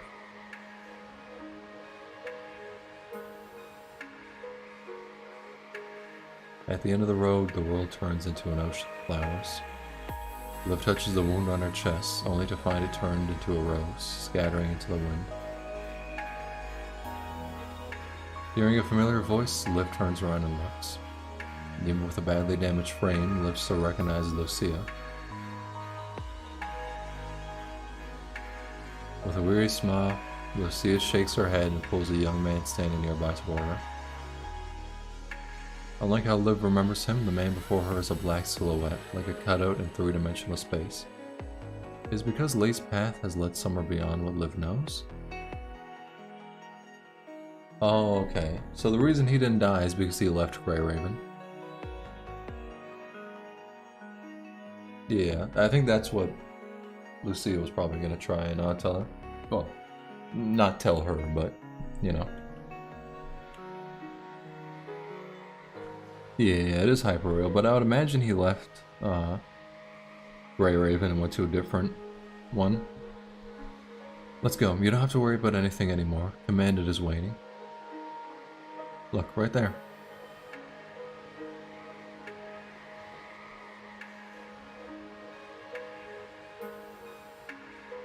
Hearing that voice, all the walls Liv puts up around her crumble into nothingness. And what is this place? Are they momentary migraines, or mirages, or are they consciousness and data that remain after death? It does not matter anymore. The companions Liv has missed so dearly are now with her.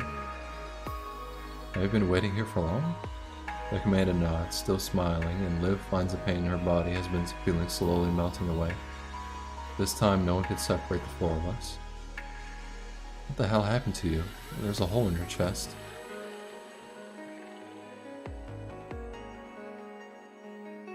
I don't exactly remember. You always do that, putting yourself in harm's way. You've suffered all this time, Liv. I'm sorry. Right, the mind migraines from your specialized frame never stopped.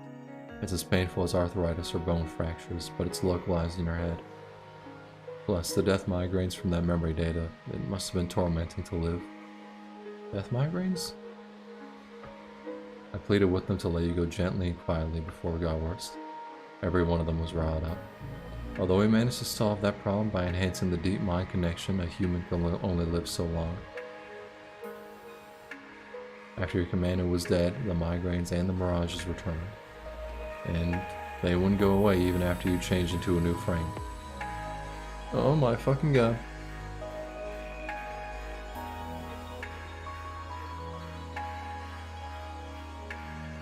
Do you think that's necessary?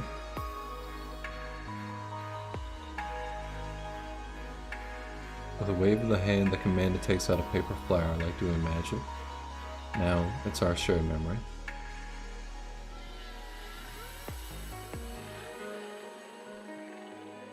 Memories as well as pain in the crimson mirages return to her body. She recalls the time when she placed the Queen of the Night by the commander's bed. The commander came for us. The twins reached the church the moment the transport craft pierced the dark clouds. She survived that battle at the cost of her companions and the commandant being badly hurt. But it was mere survival. She could hear the professor and the commandant arguing as she went in and out of consciousness after they returned to Babylonia.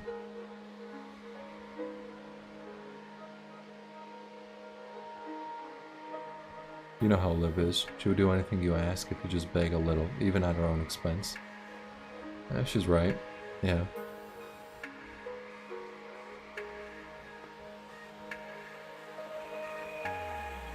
Like this when you can barely stand?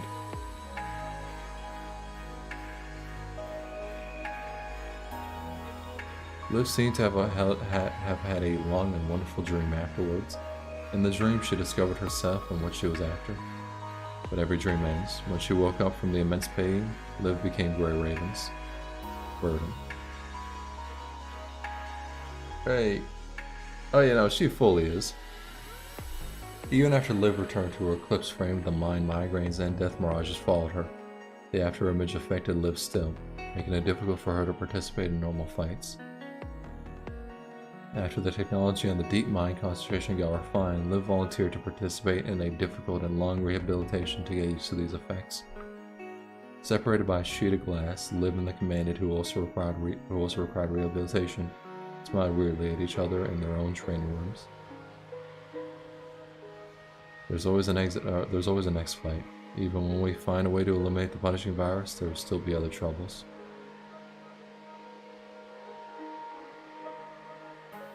Remarkable support type construct. Alright, nice.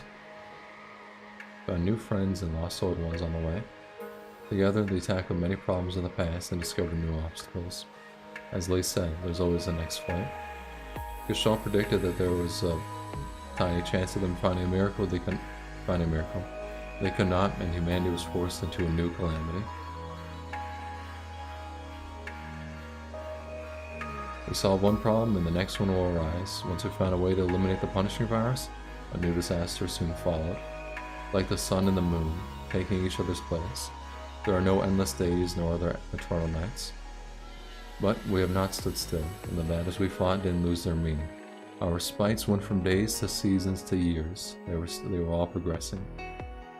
Most importantly, you all were there with me. It made the journey easier. Just like that, the commandant left during the decades-long winter. After that, Lucia sacrificed herself in a fight for that almost impossible goal. And then it was Lee. The scars on their bodies connect into trenches, building safe passages amid bullets and rain. Oh my fucking god.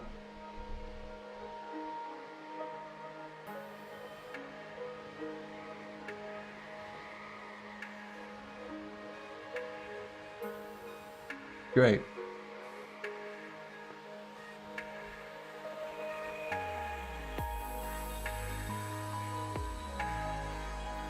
Yeah, it looks like the choice is fucking death and also death. Well, death and torture.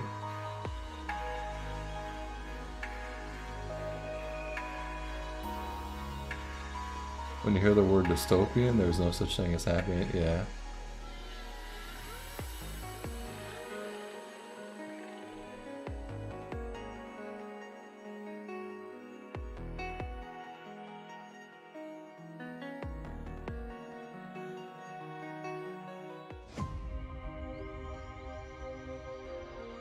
Actually, wait, hold up.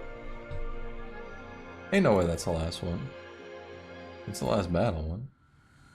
Oh, man, that actually is like the last one. Shit. Alright. The streams have been going on for 3 hours.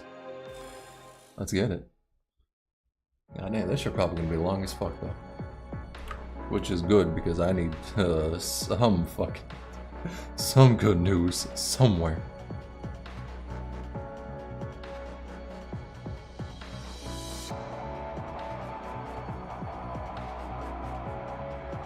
But the commander wakes up only to find Liv gone.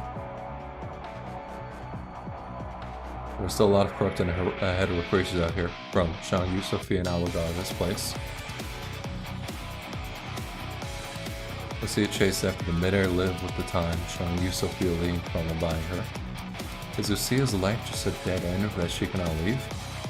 Once again, in a similar church, in a similar way, she is about to say a similar goodbye. That happened to the old Graven as well. Commander Ravenge led them on a mission to make contact with a construct immune to the punishing virus.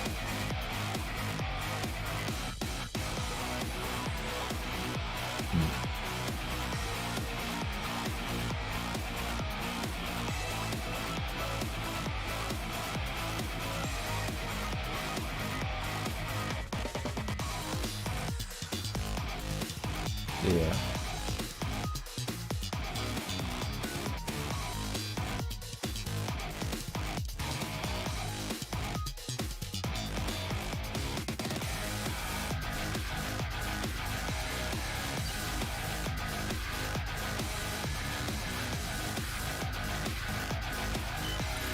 Alright, this song is hard as fuck. What the fuck is up? You quickly tell her you're planning to establish a remote connection with her mid-flight.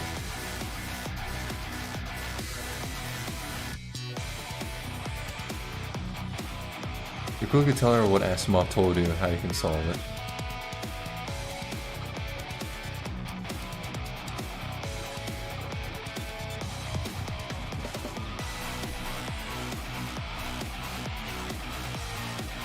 But how do I force my way in? You belong to the same team, so your connections are interconnected. It won't be too hard for you to hack into Liv's mind, and Tsunul will also help stabilize the mind beacon.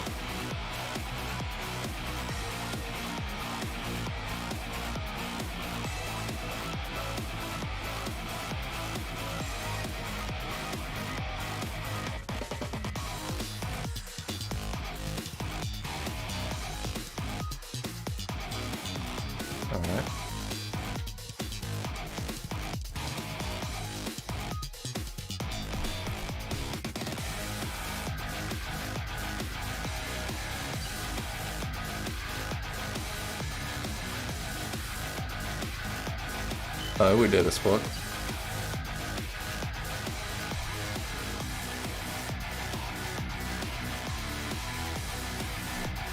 How's your body holding up, motherfucker? It's not. It's fucking not.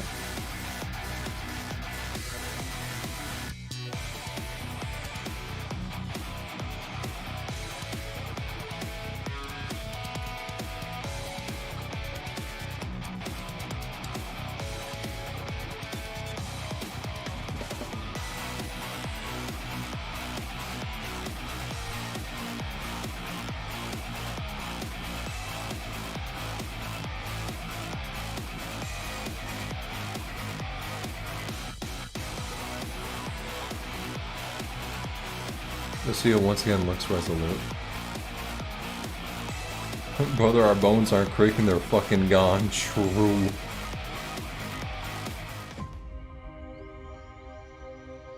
So wait, actually, are we not fighting the twins this chapter? I thought we would swing out against them.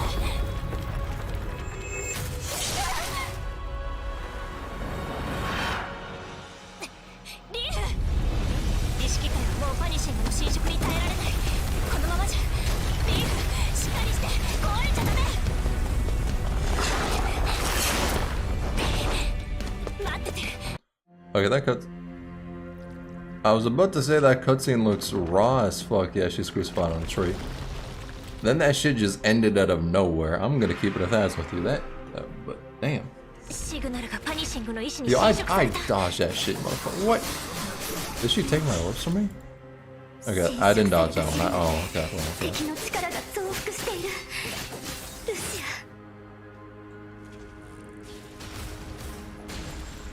Okay. Yeah, I thought the attack was gonna come sooner.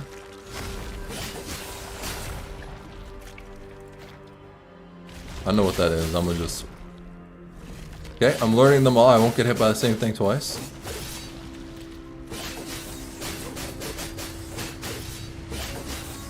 Yeah, bro's losing this fight? Nah. Okay. I was reading chat. You can't blame me for that one. I was reading chat. Okay. There we go. No, I'm pulling it back. Okay, I did not know there would be... Okay, get that fucking Excalibur shit out of here, motherfucker. Okay, I didn't know it did a pulse attack. Didn't know it did all that. Wow, that is a fucking lot. Let me just... Okay. This motherfucker doing a lot. Listen, I'm learning.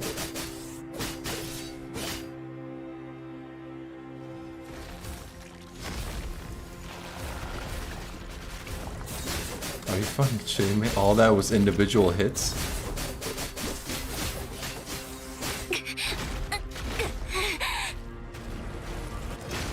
Listen, trust. Do a little shit.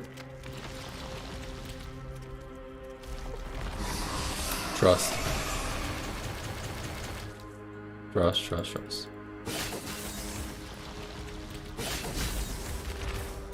Look at that. Look. Your boy pulling it through. There's a fucking other one. Nope, fuck, missed me that. I ain't stepping into any of them. That hits each section. Bro, I thought I was just gonna hit the cross sections.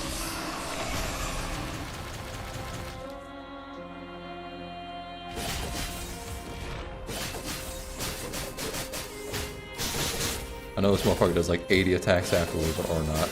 I wasted all my dodges, I'm not gonna cap. The fear of God right there just kind of struck me. Oh.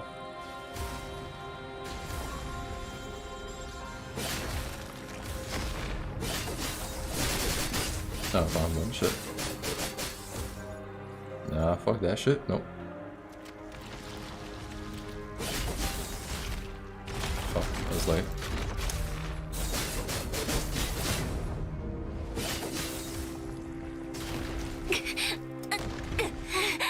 Bro, that did like individual hits for all of that shit.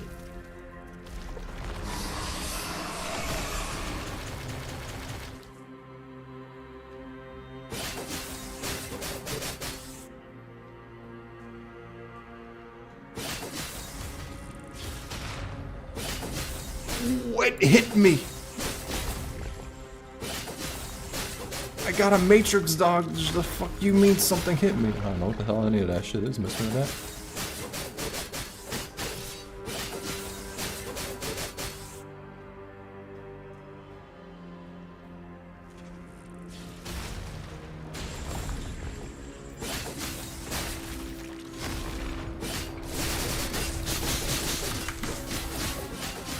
Shit, fuck, goddamn. Bro, the punishing's been gathering, goddammit. Can I actually walk up to her? Or not? Or just what the hell? Why did the camera move that way?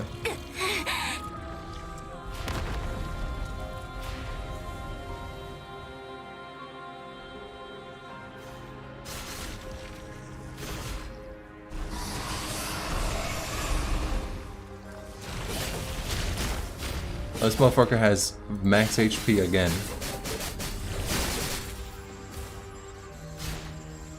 You gonna need to give me my own units if you're doing all this shit, dog.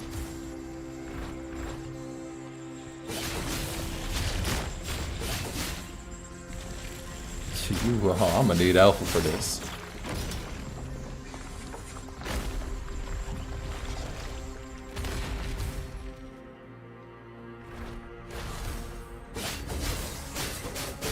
Give me some dodge energy, fuck.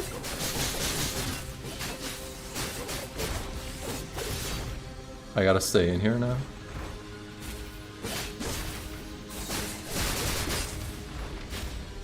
I ain't got no dodge energy, homie. I don't know which ones are attacks. Bro, I got comboed by the fucking rotating wall. I literally just got... This best not be a pancake boss.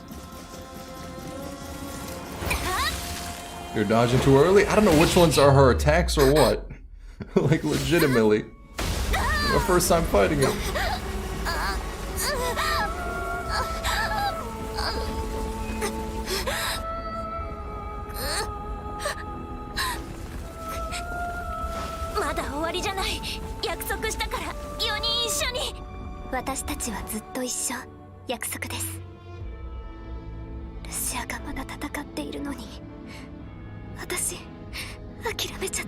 I'ma solo this shit with Liv.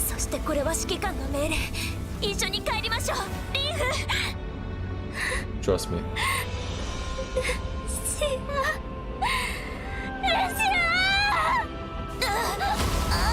I'ma solo this shit with Liv.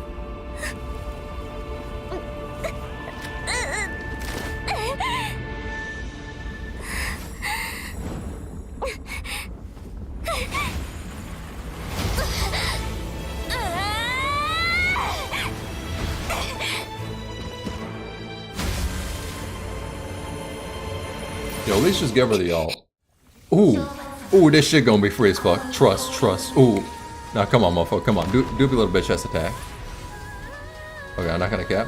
That dodge time was kinda... Ooh, yeah, give me that make sure. Yo, get the fuck over here. Get the fuck over here. Where the fuck you think you're going? Ooh, okay. This shit's... Okay. Hold up. No, let me pop this real quick. Let me pop this.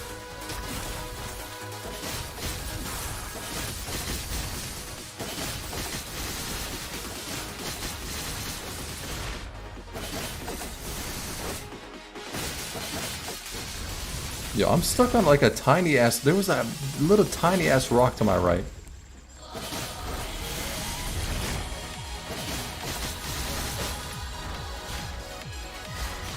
I ain't got no dodge energy. I just gotta hold all that. I ain't got no dodge energy.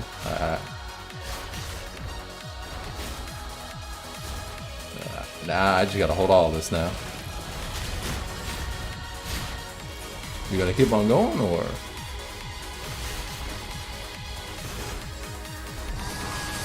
Fucking finally. Bro, I did not get hit when recovering.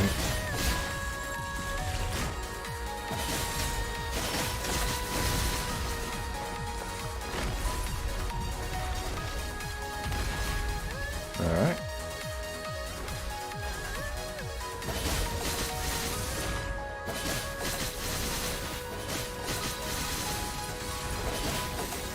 Do not go into the wall. Do not go into the wall, Jesus Christ.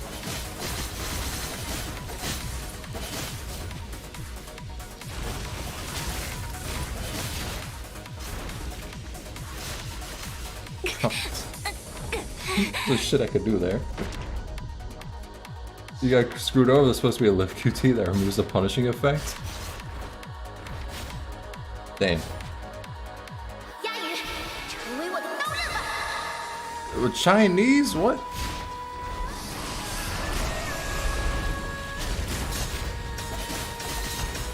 I got the English voices on, homie. What? Oh, that shit was cool as hell, though.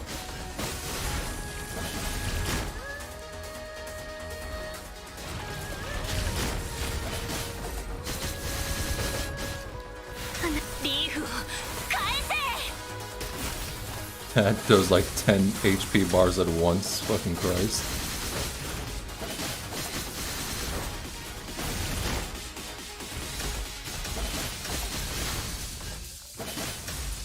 Oh, I could turn those in when I attack them. Or like trade them, or make them different. Pretty hard to target them directly though.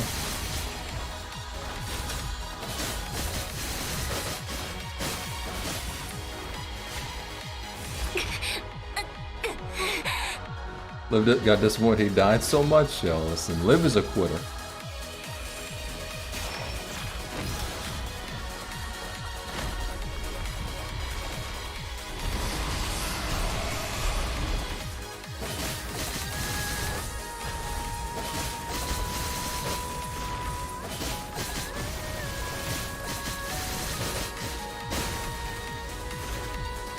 That shit looked nice.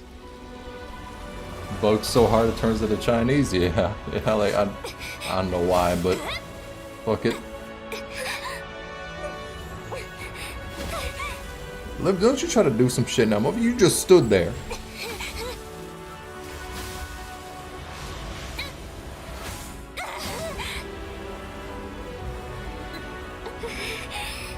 Trying to act that shit gonna help me now.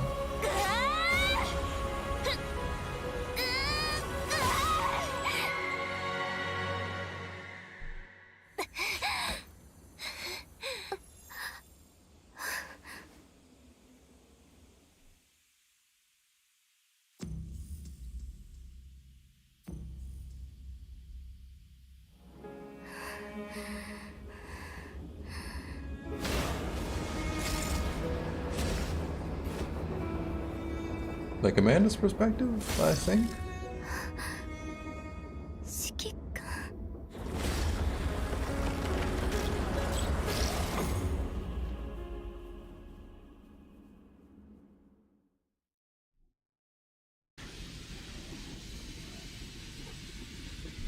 Amanda's just an arm. Wait, ain't no way that's... Oh, okay. It was the last battle scene. Okay, good. I was about to say, we're not ending the chapter on that shit. What the fuck? Seventh love for choice at her barrage, 874.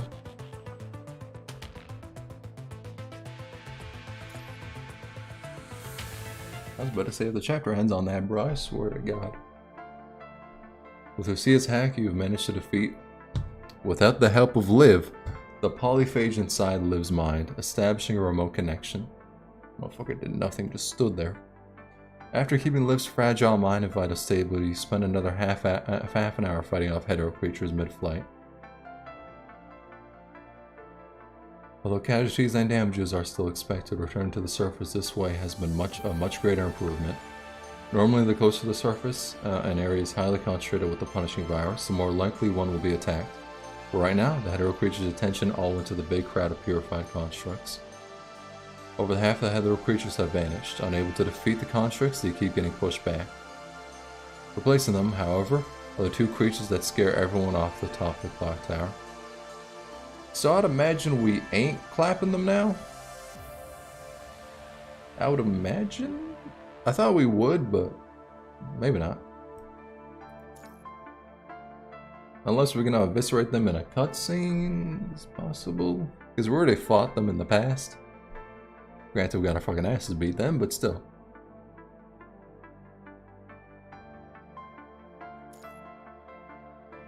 Are the elite squads, not to mention that this is what Imperial was designed for. Male twin is one ugly motherfucker, bro. True. Confirming your destination, you rush towards where the crowd is retreating from. Even with your exoskeleton, you are still moving slower than usual.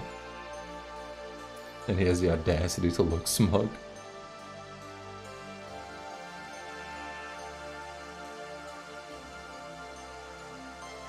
Lives are brief moments. She has recovered those moments and planted them here for the rest of eternity. She has accepted how brief her own moment would be.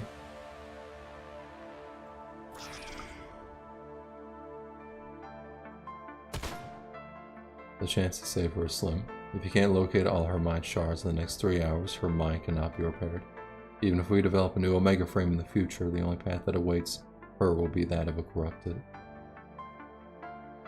This plays a bulk right arm though. Yo. If the president believes in Tsunul and lives judgment, of course I'm willing to hand over that key. As a soldier, there will be a day we don't come back. Still, I wholeheartedly wish that no one needs to face this regretful ending today.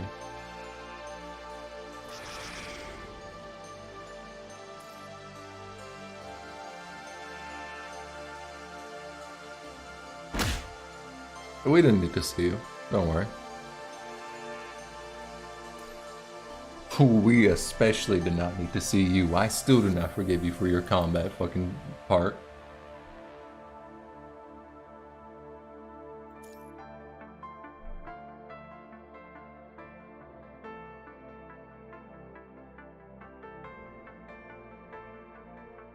Commander's a gotcha MC that actually does something? Yeah, straight up. Like, that ass.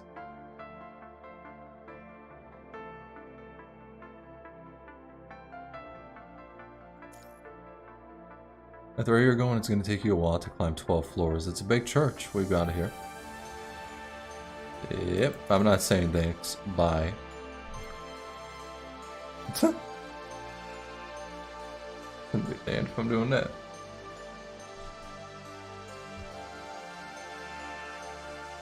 Master hand for real, bro.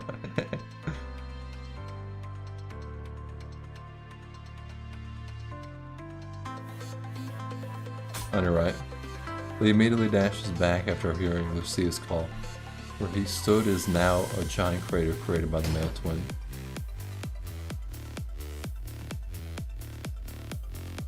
After that, the twins' motions become abnormally fast again. Bro, that fucking arm. Observing the 4 constructs, they turn and charge at Lee.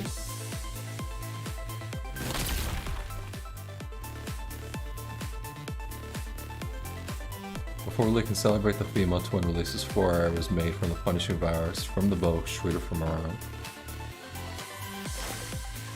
Chrome's ice bullets hit the ground, erecting an ice wall before them, blocking the arrows. As the twins observe the wall, Lucia leaps to the sky with a thruster, releasing her fully charged Alconic blossoms. Ironically, the CN is better than the JP for Panini. Bear laughs after blowing up the child in CN. What? What the fuck?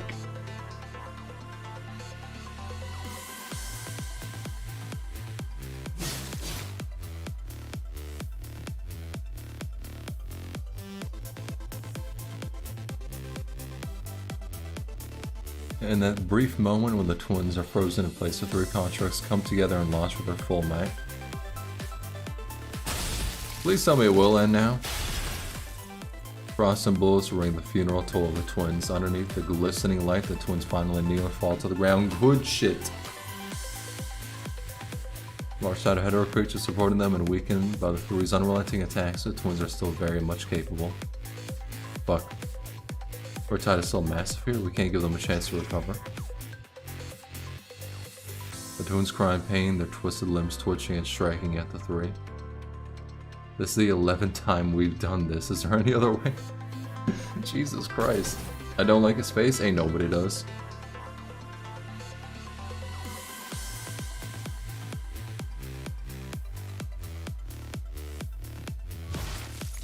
Snowstorms gather into a tornado, replacing the unconscious companion and charging the enemies, but the twins dodge away once again. Her mind is finally stable from the commandant's remote connection. As she fights the twins now, her infection will worsen. Did they wait until Liv was exhausted before showing up?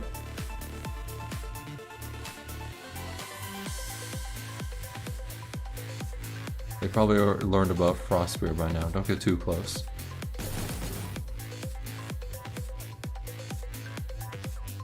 You'll just evade your rounds. Only to dash into where the gun and Lee's right hand fired. Alright. Hmm.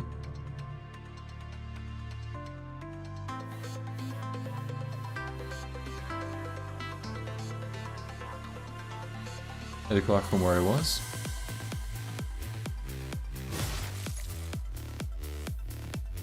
That fucking smug ass face, bro. Even when it's like kinda covered, yeah, bro, I still hate that shit.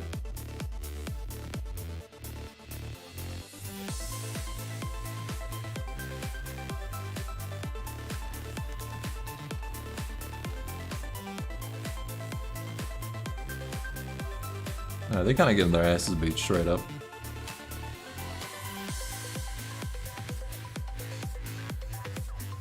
Hear me on a female twin? Oh, no, no, no. I don't gotta hear you out, homie. I agree. I ain't gotta hear you out, homie. I agree.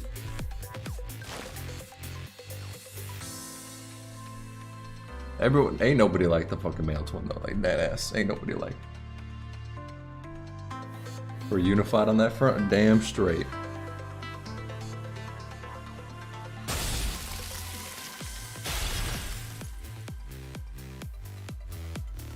But before they can celebrate their victory, their frames are frozen by the coolant suppressed where they are.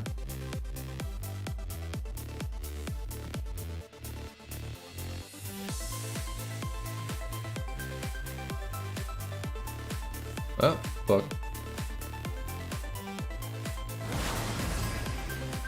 Good shit. Kill them. Please. Like, just once and for all.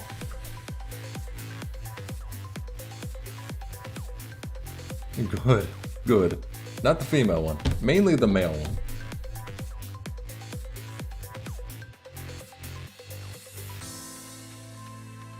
Imperious flame is unleashed unceasingly towards where the twins dodge, guided by Liv's weapon.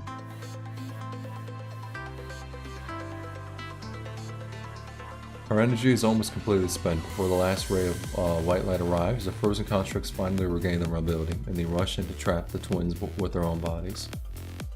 Blind light lands directly on the twins. As the monsters shriek and cry, the female figure unfolds the film over her hair into wings, dragging the unconscious twin into the air, flying away.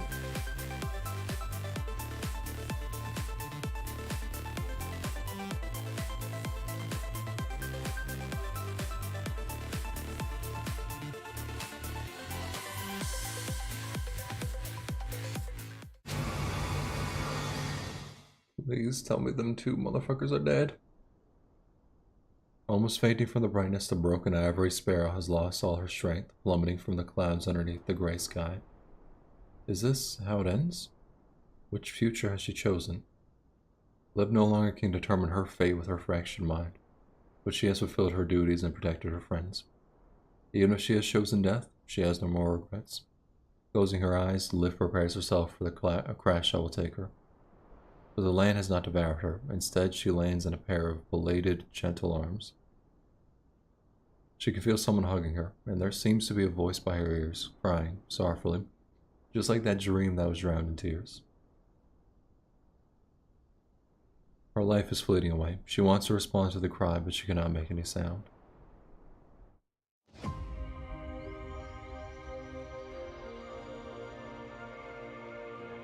You can feel the punishing virus on Liv's artificial skin burning your hand through the protective suit.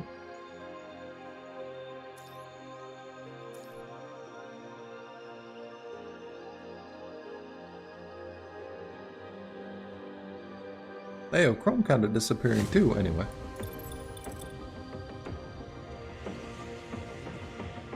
Actually, shit, everyone is. What the fuck? Anyway.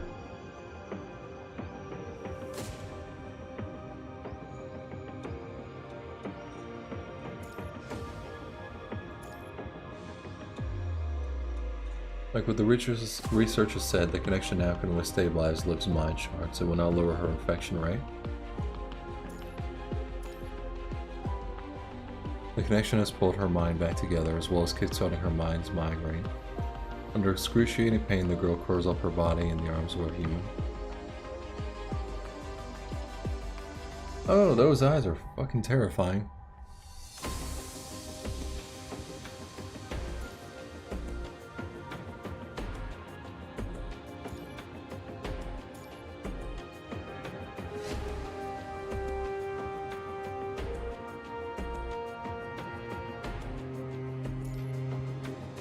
Holding this arm key in your hand, you connect with the EMP discharge collar on her neck. Before you press the button, a memory flashes across your mind. Look, I'm glad the patient I've been looking after has woken up, but please consider again whether or not to save Liv. The effects she will suffer are worse than what we've anticipated. Surviving could be a torment for her.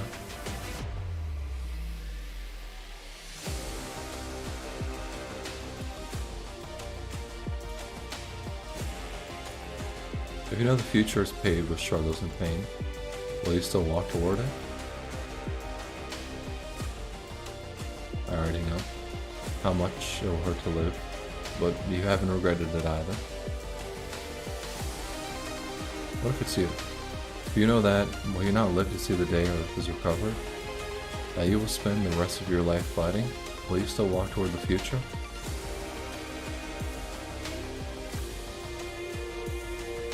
The only way to have a chance of getting there is to keep fighting.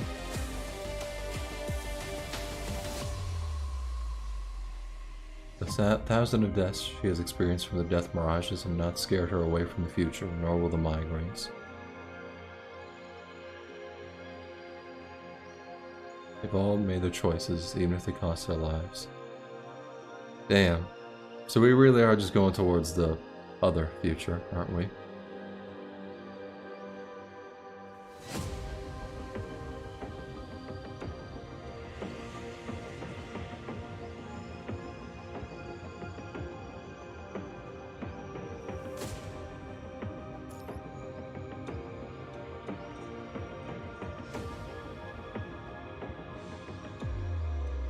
Ready to deviate from the future, Caesar? I fucking hope. Even when I know how painful and tormenting it will be, I won't regret it. I want to stay with you. Death isn't giving up. It's offering life, life itself. This is my answer, my choice. I never give up.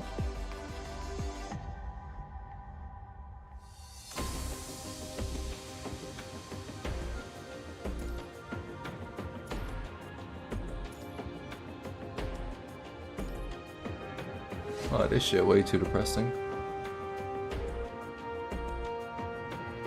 And the one where she lives, it says the commander got injured on the twins fight. True.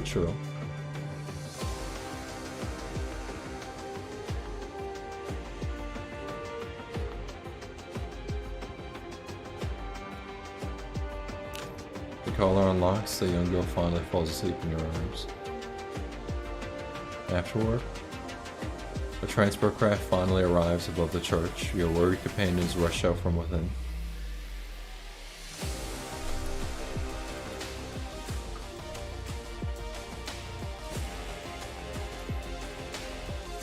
Well, damn.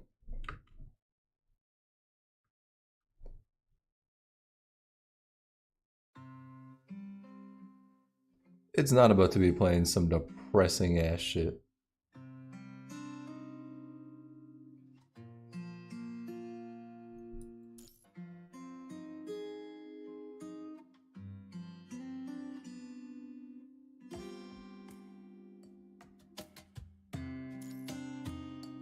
Come home. This is just the beginning. Lowering her infection rate, locating her mind shards. We have tons to do. Luckily, she was only seriously infected for a short period of time. There's still a chance. If it had lasted any longer, the data current would have shredded her mind and pulled the fragments into the stream. If we showed Shakespeare PGR, he'd die on the spot while also being impressed. True.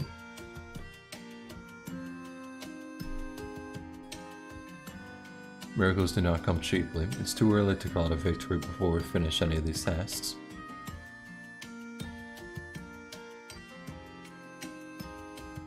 With the twins gone, attacks from the flying hetero creatures have become less frequent, and the Omega weapon and the specialized frame worked. Humanity finally has a chance to strike back. Each one of them is great news to us. How are the rest of you holding up? Sophia helped repair my frame after she woke up. Frame integrity holding at 63.1%. All basic functions are intact. Chrome and I have our infections cleared, but neither of our frames has been completely repaired yet. We just couldn't justify the lives that would be sacrificed then. Then I'll be eagerly awaiting your return. Having almost lost each other, you all gather around your shadow scar. Someday, each of you will be pushed to your limit until the inevitable claims you all. Oh.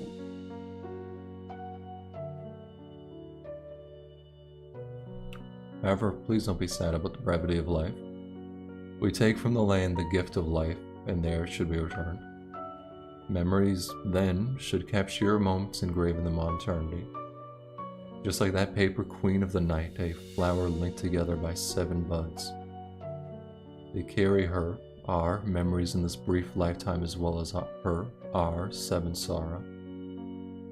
The first is joy and sorrow, wounds filled by songs, joy. The second is freedom, abandoning the search for the sky, chains.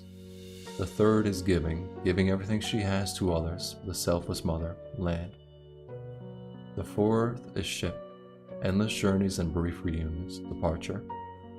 The fifth is farewell, the return of the wind-taken rain, memory. The sixth is death, embraced by the earth, the treasured memories, life. The seventh is love, kindled for hope, yourself, sorrow. The nights are long, the days far away. To conquer darkness, we, has kindled herself, offering her life to others. Even if that choice will consume us before dawn arrives, we shall feel no regret. If there are those who arrive in the future we yearn for, the lives we lost and the tears we shed will turn into smiles. A blessing they will be, a farewell. All these just because we, loves the lives, light flickering in the dark.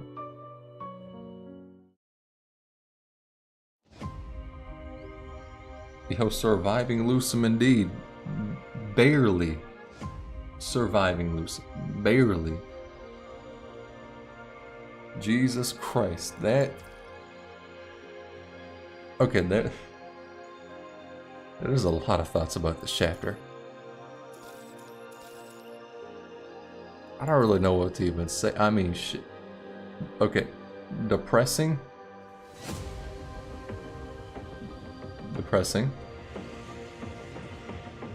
Passing grade, not bad. Beyond passing grade, fucking peak. But the beginning depressing, the middle still depressing, the end very depressing, except for like a bit at the end. Yeah, like the bit at the end, that was a smidge happy. But even then, it's like, when you know just how fucked the future is, it's like, damn, that shit fucking sucks. Anyone excited for chapter 5? Oh, of fucking Limbus. I was about to be like, I think we're beyond chapter 5. Yeah, this is beyond a passing grade, straight up. Yeah, this is... That shit was really good. Like, I don't fully know... I don't have my thoughts fully collected now because A, I'm hungry as hell, and B, like I've been reading for 3 hours. But holy shit, that was fucking amazing. Like, goddamn. That was fucking amazing. But yeah, I'm gonna go to start writing the script for the chapter 18 stream. Not anytime soon because your boy needs a break from reading. You see why we hyped up the chapter so much? Yeah, straight up. Yeah, straight up. That shit is really good. Yeah, your boy needs a rest. I don't want to read shit. Like, I'm not even gonna read the fucking labels on packaging anymore for a bit, dog. Straight up. I will not see words at all. I just see a couple blobs lined up. But yeah, that. Check out circling before leaving. I'm pretty sure I already have because I went through like all the character themes, and I'm also really hungry. So if I wants to like jump to eat, but. Yeah, next, maybe we may torture with Echo Aria readings. I ain't going back to Echo Aria to read that. Nah. Yeah, yeah, next chapter is Last Battle. But yeah, I ain't fucking... I haven't played any of those because those patched afterwards, but... Yeah. Then there's also all that. Yeah. Your boy is getting off, eating, and not paying attention to words for a little while, but thanks for coming out to the stream. You have a period interlude? No, I wouldn't. Because I don't got a period, unfortunately. At least I believe I would. I'm gonna go count how many deaths you had for the boss fight. You ain't gotta do that.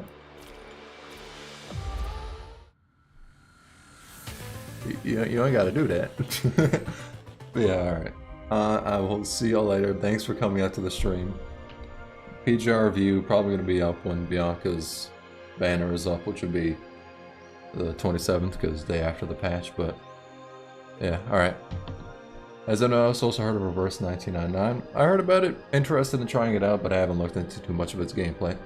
But I'll see you all for the next stream. Goodbye. This has been a lot of reading. Peace. Also, this is awkward because I did not have the correct tab open, so there's going to be a lot of time in between the piece. But now, peace. Goodbye.